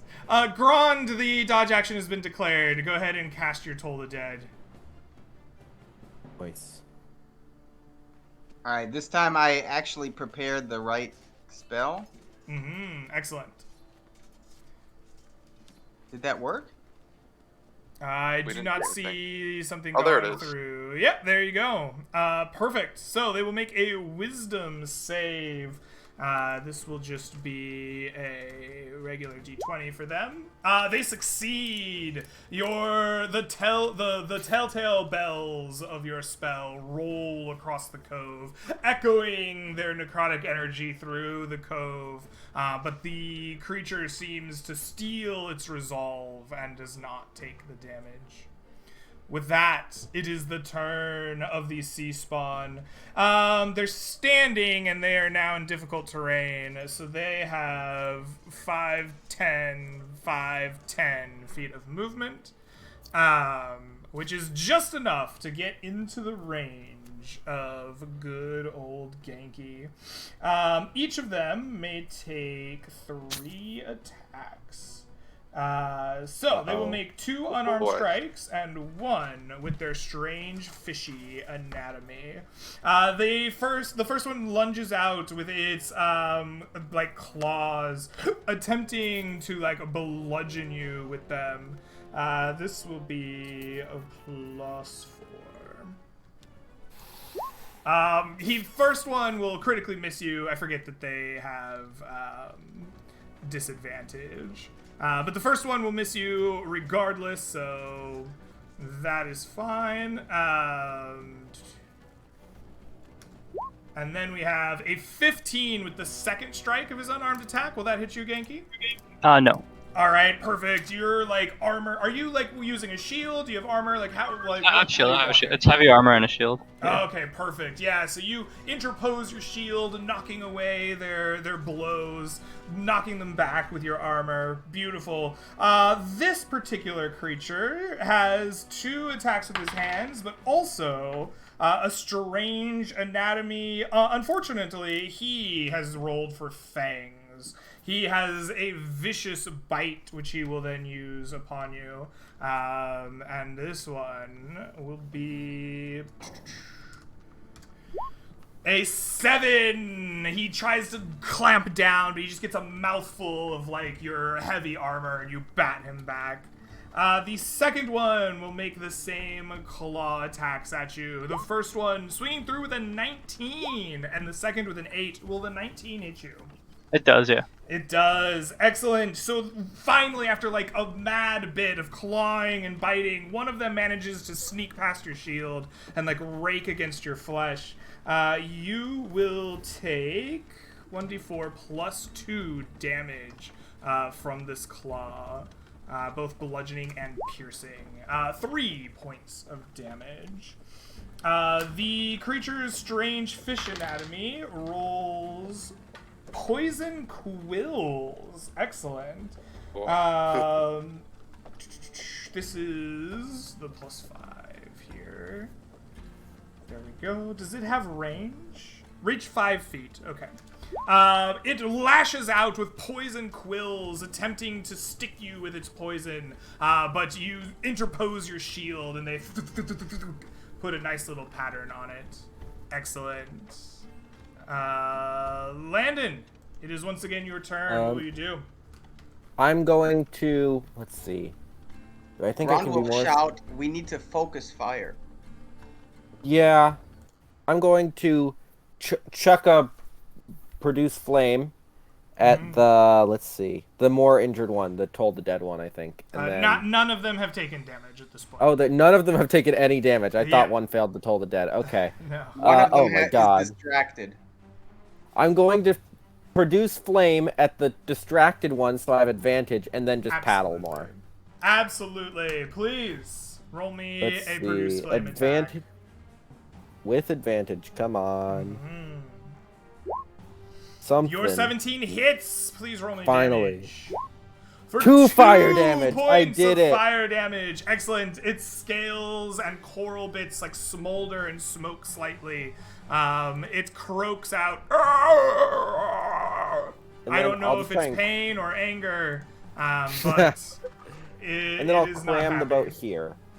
I'll cram the boat here so I'm not in the entangle, but like trying to get into the cave. So you have 10 feet of movement. Move the boat. So you're like 5, so 10. Yeah, there. Okay. Beautiful. Remember, that's the end of my turn. All right, Grand, it is once again your turn. You've been boated ever closer to these creatures. What will you do? Yeah, Grand is starting to sweat. He doesn't like where the boat is right now. He's thinking about maybe jumping out and joining Mortimer on the rocks.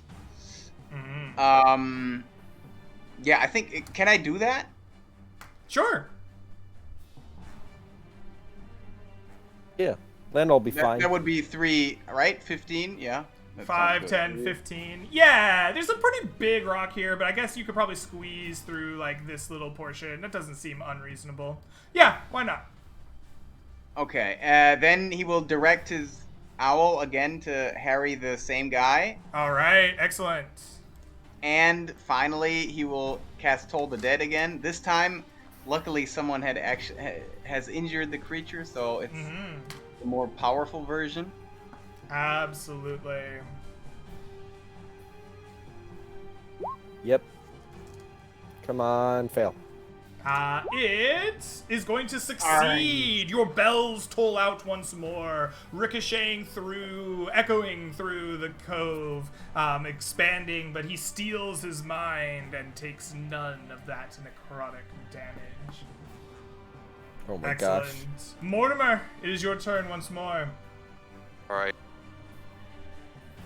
Mortimer is going to wade a little bit forward, sort of positioning him between these rocks, and he is going to concentrate energy in his palms and try to blast out a guiding bolt at the injured creature. So should be with advantage. That 20 hits, absolutely. Glad you had Alright. advantage. So 19. 19 radiant damage rips through the creature. Your guiding bolt like smashes bits of the coral off of it. You can see it's like orange like ichor blood seeping down into the waters below, and it is bloodied by your blast. All right. Oh boy, it's not dead. Okay, fun. Come on, Genki. You have advantage on that creature. Whoever. Yes, because it has been guiding bolted. Excellent. All right, that's my turn. All right, Genki, it is your turn. I stab at the bloodied creature. Excellent. Yes, your rapier wicks out, snapping into its flesh. Go ahead and roll me damage. For 9 Damn. points of piercing damage. Excellent. So that is 21 and 9 is 30. That slays the creature. Your rapier rips through like its throat and neck area, leaving it like gasping and falling, and it just like lays still in a pool of like growing orange ichor in the waters beneath you. All right. Oh, sorry, that's my turn. Excellent. That leaves the sea spawn. This spawn here, Landon, you showed it the key.